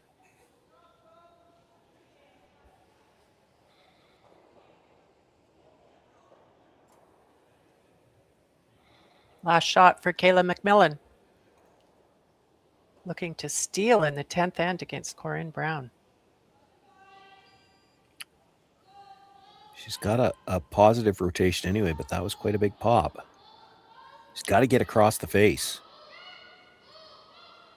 They're not sweeping it for the curl yet, so It's must trying. be close. Rolled too far. It I did. didn't like that call. Okay, so Corryn Brown does not have to throw her last rock. She will win this game 6-5 against Kayla MacMillan after 10 ends. That's it for our draw. There is 2 more draws today. The ladies do not play in the afternoon, but they'll be back at it tonight. And enjoy your New Year's Day. Thanks, Sean. I will say, Penny, with Corryn being 5-0 now, and considering who she's already played, I think she has clinched a spot in the playoffs. But it's yet to be determined which spot she'll have. Right.